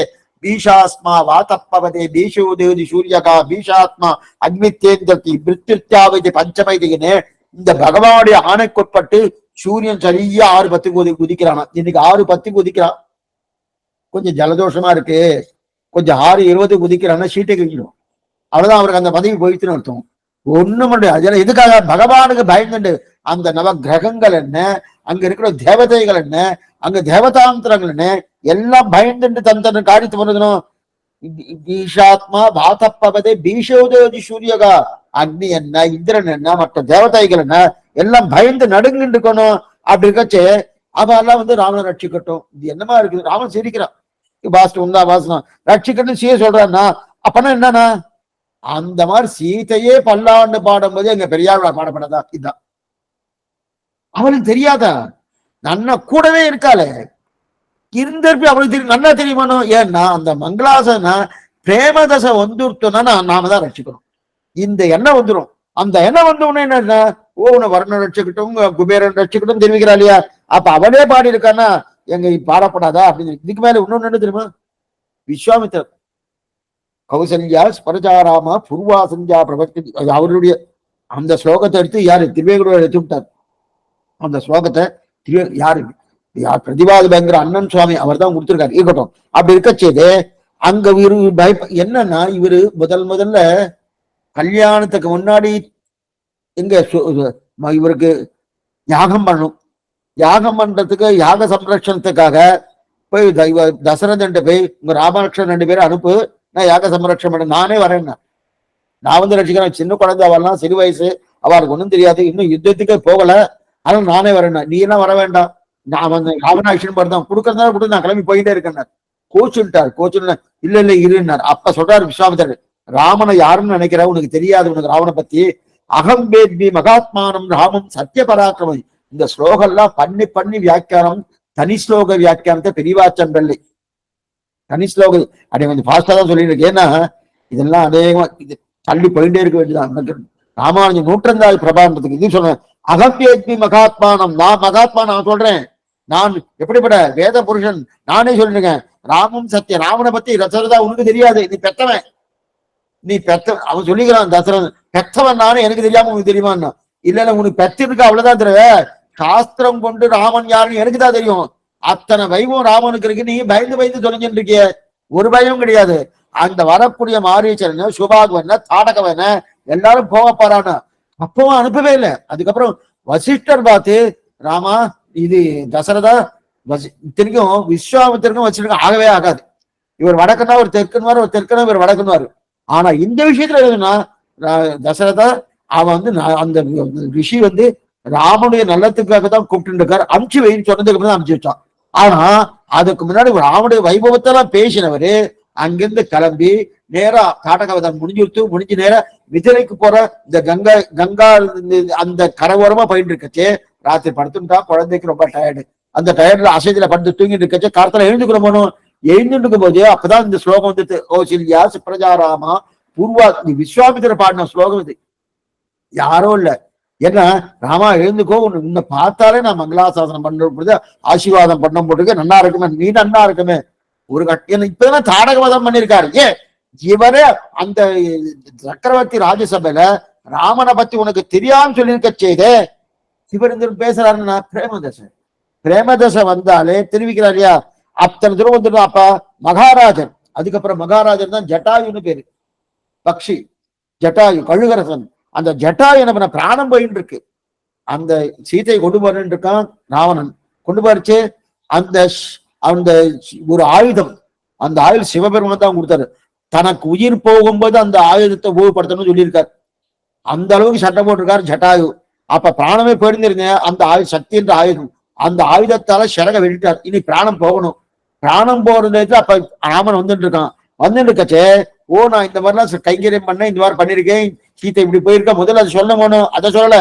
ராமன் திருமேனி சேவிச்ச உடனே என்ன இருக்காரு, ஆயுஷ்மன் ஆயுஷ்மன் ஆயுஷ்மன், நீ நன்னா இருக்கணும் ராமா, பிராணம் பயின்னு இருக்கு.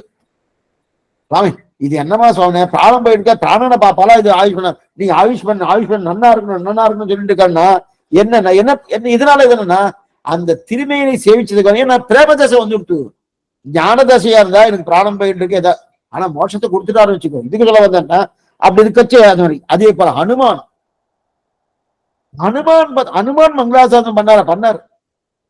முதல்ல பாக்குறாரு. பார்த்து வந்து அந்த திருமேனி சேவிக்கிறாரு. திருமேனி சேவிச்சதுக்கு அப்புறம் இந்த திருமேனியை நீ ஆபரணங்களான அண்ணன் மூடிட்டு வரப்படாத. நம்மளாம் பெருமாளுக்கு நிறைய திருவாபரணங்கள் சாத்திரம் பண்ணுவோம். திருவாபரணங்கள் நகைகள், நகைகள் எதுக்குமா சாத்திரம்? நாமெல்லாம் நகை போட்டுக்கிறோம், அழகா இருக்கும், அதெல்லாம் இருக்கத்தான் இருக்கும். என்ன பண்ணாலும் இருக்கிறதுக்கு மேல இதை போட்டுண்டா பறையால இதை நன்னா இருக்குன்னு நினைக்கிறோம். அப்படிலாம் ஒண்ணும் கிடையாது.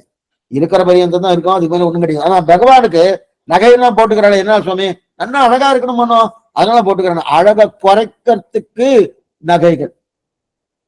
பெருமாள் நம்பெருமாளுக்கு என்னதுமா பேரு?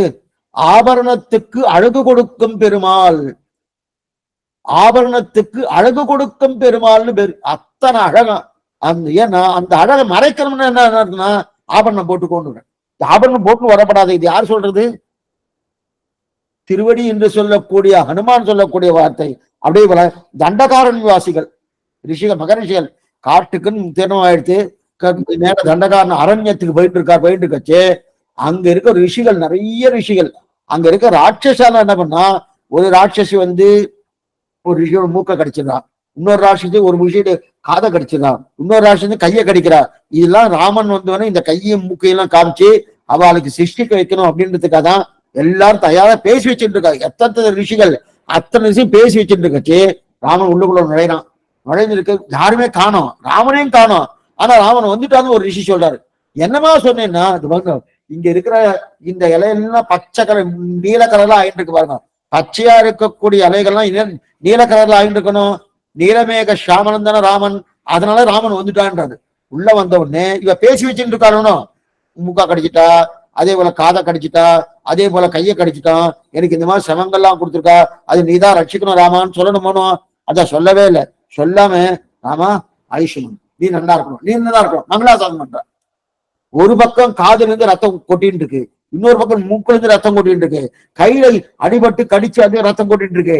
சுவாமி இதெல்லாம் பார்க்காம என்னமா சுவாமின்னா, ஆமா அவனை சேவிச்ச உடனே அவனுக்கு மங்களாசாசனம் பண்ணதா தோடுறது. என்னக்காகன்னா இந்த பாருங்க ரொம்ப விஷயம். ராமா நீ மரபுரி மான்தோல் தரிச்சுட்டு இருக்க, மரபுரி மான்தோல் தரிச்சுட்டு இருக்க, நாங்களும் எத்தனையோ வருஷங்களாக அவெல்லாம் ஒவ்வொரு விஷயம் 10 வருஷம் இல்ல, 1000 வருஷம் 2000 வருஷம் அவ இருந்துட்டு இருக்கா. 2000 வருஷமா நான் கட்டிட்டு இருக்கோம். உனக்கு அமைஞ்ச மாதிரி இது அமையவே இல்லை எங்களுக்கு. என்னவா கச்சிதமா நீ கட்டிட்டு இருக்க, அந்த மாதிரி எனக்கு ஐடியா. அதனால எங்களுடைய கண் திருஷ்டியே உனக்கு பற்றும் போட்டுக்க, நீ நல்லா இருக்கணும், மங்களானி பவந்து மங்களானி பவந்து மங்களானி பவந்து சொல்லிட்டு இருக்கணும்னா, இதுக்கு என்னதுமா சொல்லுவா, உன்னப்புக்கு வாயை மறைப்பார போலன்னு. உன்னப்புக்கு அதாவது விருந்து கூப்பிட்டுருக்கா, விருந்துக்கு வந்தார். வந்த உடனே அவன் கொஞ்ச நேரம் இருக்கும், நான் வெளில போயிட்டு வந்துடுறேன்னு. எங்க போறேன்னா, வாயை ஆத்திலே வச்சுட்டு வந்துட்டேன், எடுத்துட்டு வரணுமான்னு கேட்கிறேன். அது என்னமா சொல்லணும், அந்த மாதிரி இருக்குது. உன்னப்புக்கு வாயை மறப்பாரை போல அப்படியே வியாக்கியானத்தை எழுதி இருக்காரு. எதுக்கு சொல்ல வந்தேன்னா, வந்த உடனே தனக்கு காது மூக்கு அறுபட்டு இருக்குன்னு சொல்ல போனோம். சொல்லாம என்ன ஆயிடுது, இந்த ராமனை சேவிச்ச உடனே அந்த சேவிச்ச உடனே இவருக்கு ஒண்ணு ஏன் இதுக்கு மேல குகப்பெருமாள் குகர் என்ன தெரியுமா, அப்ப உள்ள வந்தாச்சு. உள்ள வந்தவொடனே ராத்திரி குகன் சொல்லிட்டு இருக்கா, லக்ஷ்மணா உனக்கும் படுக்க போட்டிருக்கேன் ராமன் திருவிடி வாரத்துல. அந்த இன்னைக்கும் ராம சையான்னு இருக்கு. நீங்க சித்திரம் இங்க இந்த சித்திரக்கூடத்துக்கு போன ராம சை போய் சேவிக்கலாம் உண்டு, அங்க இருக்கு. இதெல்லாம் ராம அணியாத்திரன் சுவாமி ஒருத்தர் போட்டிருக்காரு, அங்க நீங்க போனா எல்லாம் சேவிக்கலாம். அங்க 2 பேரும் இங்கதான் படுத்திருக்கான்னு சொல்றாரு. அங்க படுத்து நான் ராமனுடைய திருவிடி வாரத்துல போட்டிருக்கேன், படிக்கவே இல்லை லக்ஷ்மணன். லக்ஷ்மணனுக்கு சந்தேகம், இவன் குகன் வேடன் தான், வேடன் சுவாவம் என்ன, எத்தையா அடிச்சுடுவானு பயம்ன்றதுக்கா அப்படியே ரட்சிக்கிறது சுத்தி வந்துட்டு இருக்கான். இப்ப லக்ஷ்மணன் சுத்தி வர்றது பார்த்தா யாருக்கு சந்தேகம் வந்துருச்சுன்னா குகனுக்கு சந்தேகம் வந்துருச்சு. ஒரு தம்பி என்னமோ காட்டு காமிச்சிட்டான் பரதாழ்வான் அப்படிதான் நினைச்சுட்டு இருக்கா. ஏன்னா அங்க கைகேயி தான் இதெல்லாம் பண்ணாலும் அவளுக்கு தெரியாதனோ, அப்புறம் தான் தெரிய வரப்படுது. அதனால பரதன் தான் இந்த காரியத்தை பண்ணியிருக்கான். அதனால அப்ப பரதனுக்கும் லக்ஷ்மணனுக்கும் எது பேச்சுவார்த்தை இருந்திருக்கு, 2 பேரும் பேசிட்டு இங்க என்னால முடியலன்னா காட்டுக்கு போவானோ, அங்க நீ முடிச்சிரு லக்ஷ்மணா அப்படின்னு 2 பேரும் பேசி வச்சுட்டு இருக்கா போட்டுருக்கு. அதனால்தான் லக்ஷ்மணன் தூங்கவே இல்லை, அவன் படுக்கவே இல்லை. அவன் சுத்தின்னு இருக்கானோ, அவன் பின்னாடி நான் சுத்தின்னு இருக்கேன், நான் ராமனை ஜாகிரதையா ரட்சிக்கிறேன், நான் ராமனை ஜாகிரதையா ரட்சிக்கிறேன். இது என்ன சுவாமி இதுன்னா, அதான் ஒரு நாள் அவனுடைய விழிப்பிலே முடித்தால் இப்படி பண்ணக்கூடிய பாடுன்றார். எதுவும் சொல்ல வந்தேன்னா அந்த மாதிரி லக்ஷ்மணனையே தவறான நினைக்கிற அளவுக்கு ராமனுடைய வடிவடைக்கு என்ன பண்ணிட்டு அவனை மங்களாசாசனம் பண்ண வைக்கிறது குகப்பெருமாளுக்கு. இந்த குகப்பெருமாள் பண்ண விஷயம் பெரிய விஷயம் இல்ல, குகனுடைய பரிகரங்கள் இருக்கு இல்லையா, அவருடைய வேலையாட்கள், அவன் என்ன பண்ணிட்டா, என்ன நம்ம எஜமானுக்கு இவ்வளவு தூரம் நல்ல வாஞ்சையெல்லாம் கிடையாது, இவ்வளவு தூரம் நல்ல அனுதாபமா இதெல்லாம் பண்ணுவாருன்னு பண்ண மாட்டாரு, ஒருவேளை இவரை அடிக்கிறதுக்காக காத்துட்டு இருக்காரு அந்த குகப்பெருமாள் பின்னாடி அந்த பரிகரங்கள் அவ சுத்திட்டு இருக்கான். இத்தனை பேரும் சுத்திட்டு இருக்கா, சொஸ்தமா 2 பேரும் சீதா பிராட்டியும் ராமனும் நல்லா தூங்கிட்டு இருக்கா. எதுக்கு சொல்ல வந்தேன்னா அந்த அளவுக்கு மங்களாசாசன தத்பரரா இருக்கா. அந்த திருமேனை சேவிச்சோன்னு சௌகுமாரியம் கண்ணில் பட்டு கொடுத்துன்னு வச்சுக்கேன், நான் தான் ரட்சிக்கணும். எத்தனை பேரு இதுவாது தேவலை, இவெல்லாம் கூடயே இருக்கிறவா ராமன் மேல பிரியம். ஆனா சூர்பனக ராமனை கொல்லணும்னு இருக்கிற அவ சூர்பனக இல்லைன்னா ராமாயணமே இல்லை. ஏன்னா அவதான் போய் கம்ப்ளைண்ட் பண்றா, காது மூக்கு அறுத்தாச்சு, லக்ஷ்மணன் தான் அறுத்திருக்கான். அறுத்து முடிச்ச உடனே நேரா ராவணன்ட்ட போறான், நீ போய் சீத்தையை கொண்டுட்டீன்னா அதுக்கப்புறம் சீத்தை இருக்க வாட்டுதான் என்னால ராமனை கல்யாணம் பண்ணிக்க முடியல, மாட்டேன்ட்டா, சீத்தையை கொண்டுட்டீன்னு வச்சுக்கேன், அதுக்கப்புறம் நான் என்ன வேணா பண்ணிக்கிறேன் அப்படின்ட்டா. அங்க போய் கம்ப்ளைண்ட் வந்ததுக்கு அப்புறம் சீத்தை வந்தா. ஆனா அவ போய் சொல்லணும் போனோம், காது மூக்கு அறுபட்டு இருக்கு போய் சொல்றச்சு பெரிய சோகம். எதிரிகளாலே கூட அந்த பகவானுடைய ஆச்சரியமான அந்த அபாரமான கல்யாணம் கொண்டாடக்கூடிய தன்மை யாருக்கு உண்டுன்னா ராமனுக்கு உண்டு. அங்க என்ன சொல்றாரு ஸ்லோகம், இந்த ஸ்லோகம், தருணோ ரூபசம்பன்னோ சுகுமாரோ மகாபலோ புண்டரீக விசாலாட்சோ ஸ்ரீரகிருஷ்ணாஞ்சிரா பலோ. ஆச்சரியமான ஸ்லோகம். இதுக்கெல்லாம் தனி ஸ்லோக வியாக்கியானம்னு ஒரு கிரந்தம் பண்ணியிருக்காரு சுவாமி பெரியவாச்சான் பிள்ளை, அதை ரொம்ப நன்னா எடுத்திருக்காரு. தருணோ ரூபசம்பன்னோ சுகுமாரோ மகாபலோ, என்னென்ன உண்டு அத்தனை. இது என்னன்னா ஒரு நாள் முகத்துல வீழ்த்தபடி இப்படி படுத்தும் பாடும் அந்த திருமேனி சேவிச்சால் என் அமுதனை கண்ட கண்கள் மற்றொன்றினை காணா. அந்த அமுது அப்படிப்பட்ட அமுதனை கண்டன் மற்றொன்றினை காண. ஒரு நாள் ராமனின் திருமண மண்டலத்தில் இடித்தாலே அந்த வடிவலில் படுத்தும் பாடு இது. கடைசியில எல்லாம் ஒண்ணு சொல்றேன், இவ இத்தனை பேர் இருக்கா இல்லையா, இப்ப என்ன சொல்லிட்டாரு சரி சுவாமி, பெரியாழ்வார் பண்ணிருக்கிறான், இத்தனை பேர் யாரு, திருவடி என்ன, ஜனகராஜன் என்ன, சக்கரவர்த்தி என்ன, ஜட்டாய் என்ன, இவெல்லாம் எது போலன்னா இவெல்லாம் மங்களாசாசனம் பெரியாழ்வார் மங்களாசாசனம் சமமாகுமான ஆகாதுன்ட்டோம். அவெல்லாம் பண்ணியிருக்காளே சுவாமினா அதெல்லாம் ஆகவே ஆகாதுட்டாரு. அது எது போலன்னா நம்ம மங்களாசாசனம் பண்ணா என்னவோ அது போலதான் அவள் நம்ம கோட்டிலே சேர்த்துட்டாரு. நாம மங்களாசாசனம் பண்ணா எந்த நிலையோ அந்த நிலைதான் இருக்கு. திருவடி என்ன, சக்கரவர்த்தி என்ன, ஜனகராஜன் என்ன, அதே போல ஜட்டாய் என்ன, இவெல்லாம் அந்த கோட்டில் சேர்த்தாரு. இப்ப அதே போல ஏனைய ஆழ்வார்கள் மீதி ஆழ்வாரோட பெரிய ஆழ்வார் கம்பேர் பண்ணும்போது அதெல்லாம் ஆகா சுவாமி. பெரிய ஆழ்வார் கோட்டி வேறு, ஏனைய ஆழ்வார்கள் கோட்டி வேறு. மங்களாசாசனம் தத்பரர், மங்களாசாசனத்துக்குன்னே ஒரு அவதார புருஷன்னா அது பெரிய ஆழ்வார் தான். மற்ற யாரும் கிடையாதுன்னா மங்களாசனம் நம்ம போல சொல்லலாமா கிடையாது. நம்ம அளவுக்கு இவரை தாழ்த்திட்டாரு. யார சக்கரவர்த்தி என்ன, ஜட்டாயு என்ன, அதே போல ஜனகராஜ் என்ன, நம்மள போலதான் சுவாமி வாழலாம் அப்படின்னு தாய்க்கிறார். ஆனா சரி, ஆழ்வார் அளவுக்கு இவர் இருந்திருக்கலாம். ஏனே ஆழ்வார் இருக்கணும், பெரிய ஆழ்வார் தவிர மற்ற ஆழ்வார்லாம் இருக்கணும். என்னென்ன சுவாமி, நம்ம ஆழ்வார் இருக்கா, அதே போல திருநங்கி ஆழ்வார் இருக்கா, அதே போல தொண்டர்படி ஆழ்வார் இருக்கலாம். அவளோடையும் கம்பேர் பண்ண முடியாது. அவள்லாம் அப்படின்னா அவளுக்கு மங்களாசாதன தற்பரம் கிடையாதா? கிடையாது. அப்ப மங்களாசாதனம் பண்ணலையா? பண்ணிருக்கா. எப்பவோ ஒரு தடவை காதாச்சித்தன்னு பேரு, எப்பவோ ஒரு தடவை. ஆனா இவருக்கு நிச்சயம் உண்டு. இவருக்கு நிச்சயம். மற்ற ஆழ்வார்களுக்கெல்லாம் என்னைக்கோ ஒரு நாள் மங்களாசாசனம் பண்ணுவா. அத்தி பூத்தா போலன்னு சொல்றா பாருங்க, அந்த மாதிரி மங்களாசாசனம். ஏன்னா மற்ற ஆழ்வார்கள்லாம் நம்ம மேல என்கிற அளவுக்கு பெரிய ஆழ்வார் சீமை ஒண்ணுமே கிடையாது. பெரியாழ்வார் சீமை என்னன்னா அவருக்கு அவெல்லாம் மத்தெல்லாம் காதாச்சித்தம் என்னைக்கோ ஒரு நாள். ஏன்னா இவருக்கு இது நித்தியம்.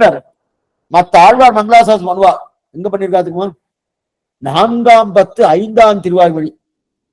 வீட்டிலிருந்து 7 உலகம் தனிக்கோள் செல்ல வீவில் செய்கிற ஆற்றல் மிக்க ஆளுமம்மானை எம்மா பிளந்தான் தன்னை போற்றி. போற்றிங்கிற சப்தம் தான் பல்லாண்டுன்னு பேரு. போற்றி, பல்லாண்டு, ஜிதந்தே, நமகா, இதெல்லாம் பரியாய சப்தங்கள், ஒரே அர்த்தத்தை கொடுக்கக்கூடிய வெவ்வேறு சப்தங்கள். எதுக்கு சொல்ல வந்தேன்னா, அந்த சப்தத்தை போற்றி என்று கைகளார தொழுது அப்படின்னு நம்மாழ்வார் தெரிவிக்கிறார். அப்புறம் எப்பாவது ஒரு தடவை பாடுவார். ஆனா பெரியாழ்வாருக்கு இதை நித்தியமே பாடுவார்னு இன்னைக்கும் பாடிட்டு இருக்காரு. அது என்னமா சுவாமி, அவருக்கு ஸ்ரீவைகுண்டம் போயாச்சுன்னா இன்னைக்கு உண்டு. ஏன்னா அவருக்கு தேக யாத்திரையே பல்லாண்டு பாடுறதுதான். தேக யாத்திரையே பல்லாண்டு பாடுறதுதான். மங்களா சாசனத்தின் மத்துள்ள ஆழ்வார்கள் தங்களார் வத்தளவு தாரின்றி பொங்கும் பரிவாளே வில்லிபுத்தூர் பட்டபிரான் பெற்றான் பெரியாழ்வார் என்ன அப்படின்னா இப்ப இன்னைக்கு பண்றாரு. இன்னைக்கு நிச்சயம் நீங்க ஸ்ரீவில்லிபுத்தூர் போனேன்னா இன்னைக்கும் சேவிக்கலாம். கார்த்தால விஸ்வரமா ஆன உடனே நேர பெரியாழ்வார் சன்னதிக்கு போகணும். சரியாத போனோம்னா அங்க பெரியாழ்வார் திருமஞ்சனம் ஆகும். நிச்சயமே திருமஞ்சனம் ஆகும்னு பெரியாழ்வார் எங்கிருந்து திருமஞ்சம் முடிஞ்ச நேர எங்க வருவாரு? திருக்கைத்தல சேலை கைத்தலை சேலை ஏறுகளை பண்ணி அரையர் சுவாமி தாளத்தை வச்சுட்டு நேர வடபெரும் கோயிலுடைய பல்லாண்டு பாடின பிறகுதான் மறுபடியும் உள்ள போவார். உள்ள இருந்து வெளில ஊத்துவார். ஏன்னா அவருடைய சன்னதி எங்க தெரியுமா இருக்கு?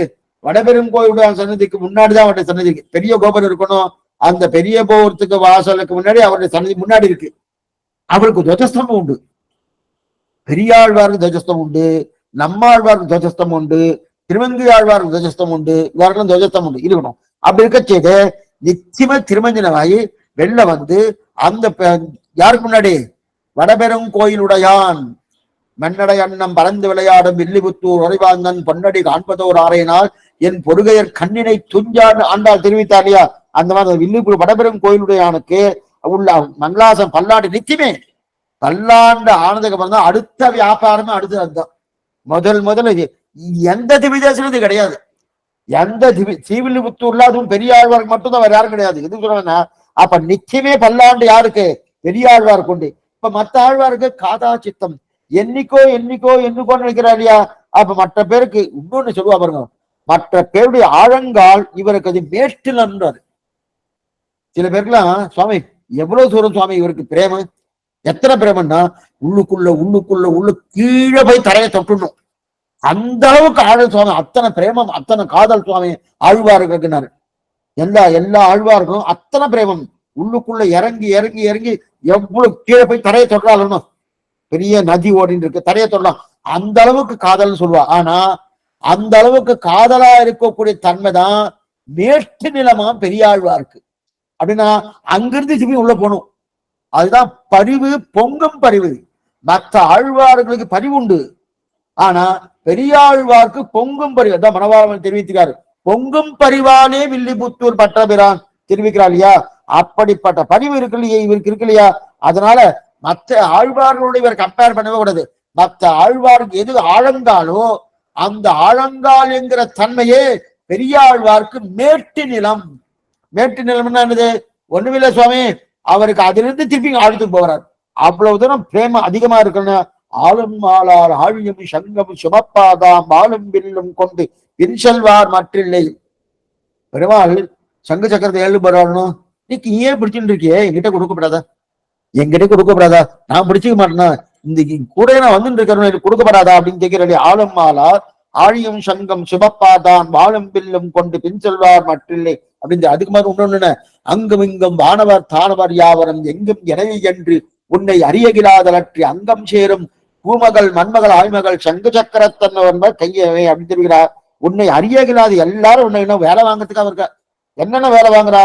உன்னை தூது போக சொல்றா, உன்னை அதுக்கு மட்டும் இல்ல உன்னை நாடு கடத்த சொல்றா, உன்னை ஒவ்வொன்னும் பண்ண சொல்றாலும் இங்க இருந்து யுத்தத்துக்கு போன்றா, அங்க ராஜ்ய பரிபாலனம் பண்ண வேண்டாம், நீ காட்டுக்கு போகுன்றா. இந்த மாதிரி ஒவ்வொருத்தரும் உனக்கு சில பேர் என்ன சொல்ல, அந்த மகாபலி சக்கரவர்த்திட்டு நீ வந்து என்ன பண்ண ராஜ்யத்தை பெற்று ஒவ்வொரு வேலை வாங்குறாள் தவிர உனக்கு நீ யாராவது நல்லது பண்ணியிருக்காளா?